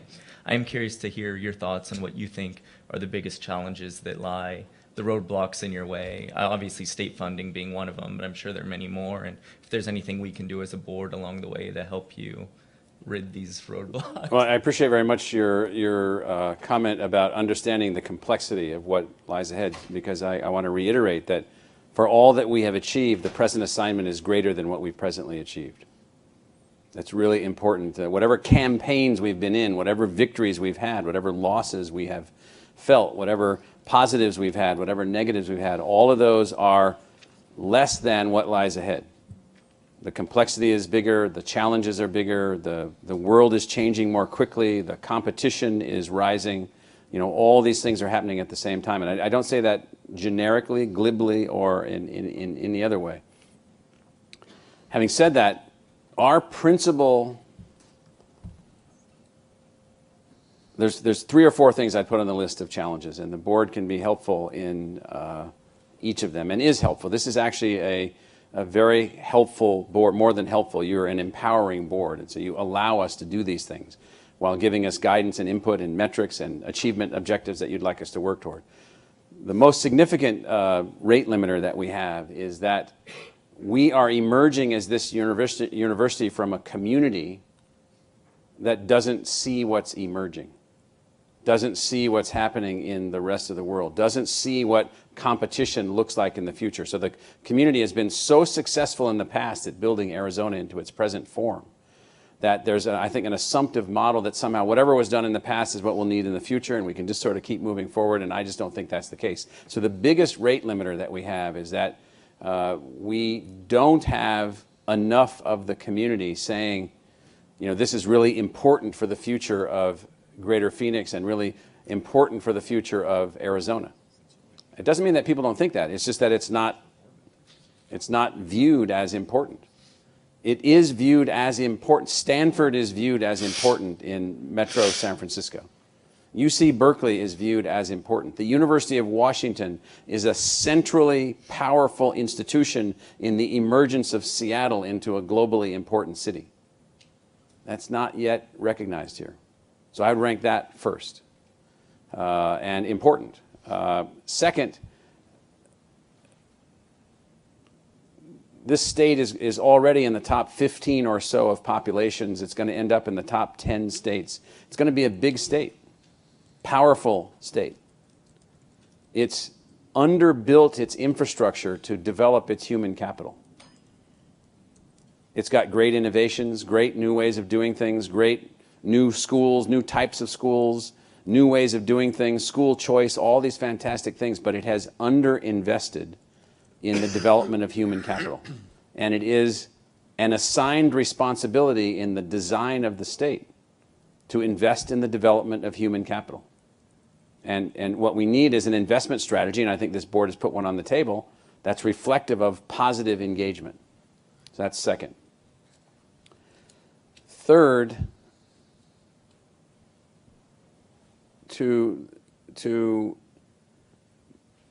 it's not by accident that Arizona has no national laboratories, no national research facilities, no major massive, there are national research facilities that the University of Arizona operates and others operate related to astronomy, but I'm talking about in large scalable science and engineering. Because there's been resistance to those, in my view, resistance to those over time. And so we need to find a way to become a leading global center in those spaces. And that means you have to engage politically in those processes also. That would be third. And then lastly, you know, I think that we need an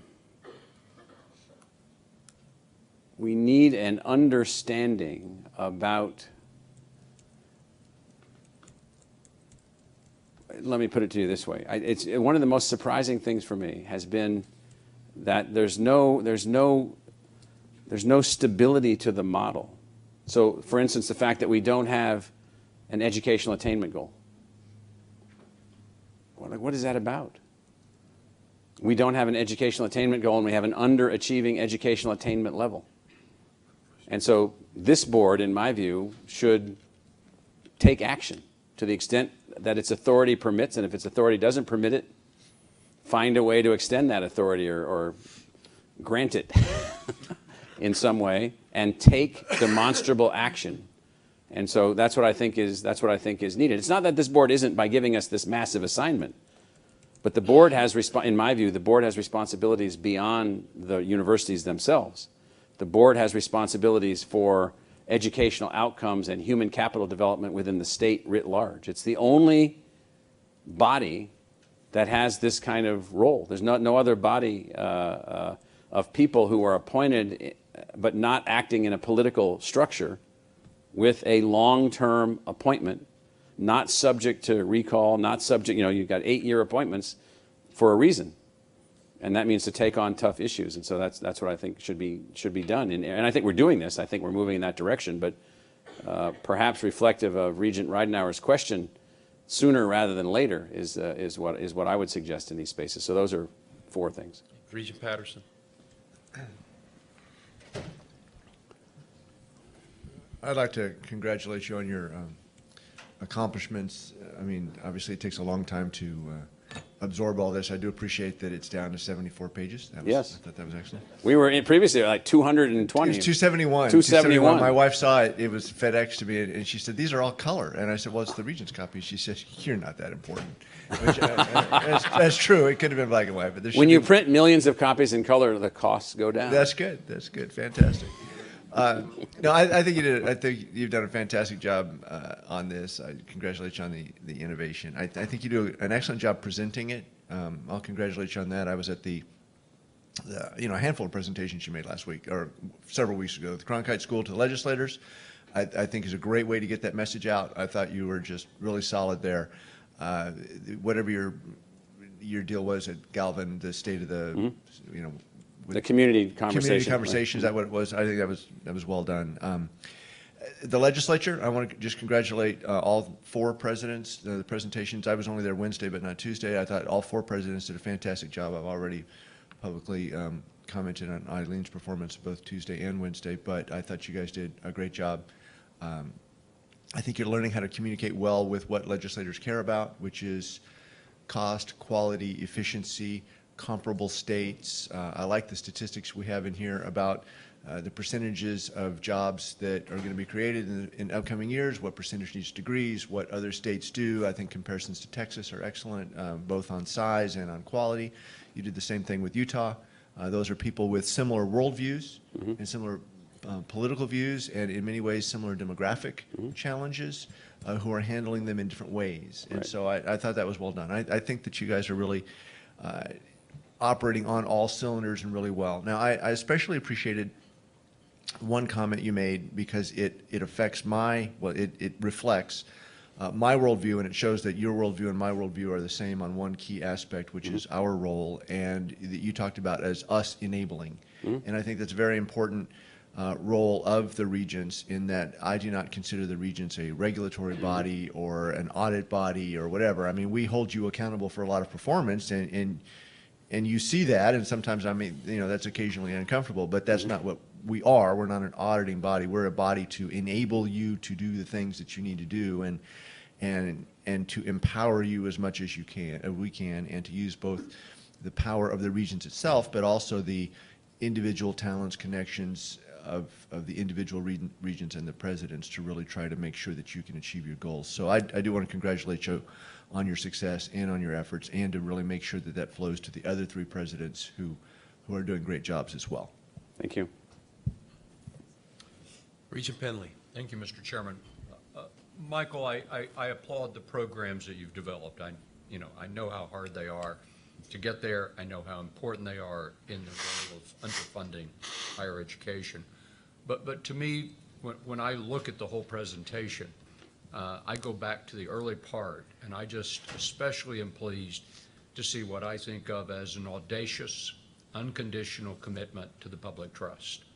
At the back of all the programs, and sometimes I suspect we get lost in the myriad of programs that are designed to get there, that to me is at the very heart of the presentation, Right. and meeting those public education needs. Right. Thank you. Well, I appreciate that, because you, having served as dean and university president and many other things that you have done in your career, it is that which drives all of us, the public trust, the trust in us, our commitment to them, the faith in that relationship, and everything that follows is how we have sorted out the tactics of how to get there, how to achieve that. And so it is a little bit overwhelming on the scale of the institution to sort of go through all these things, but I appreciate your seeing that that's what it's being driven by, is that commitment to the public trust. Okay, anything else? All right, thank you, Thank Dr. you. Crow. All right. Thank you, team from ASU. We appreciate you all very much, and the honor you do the public trust.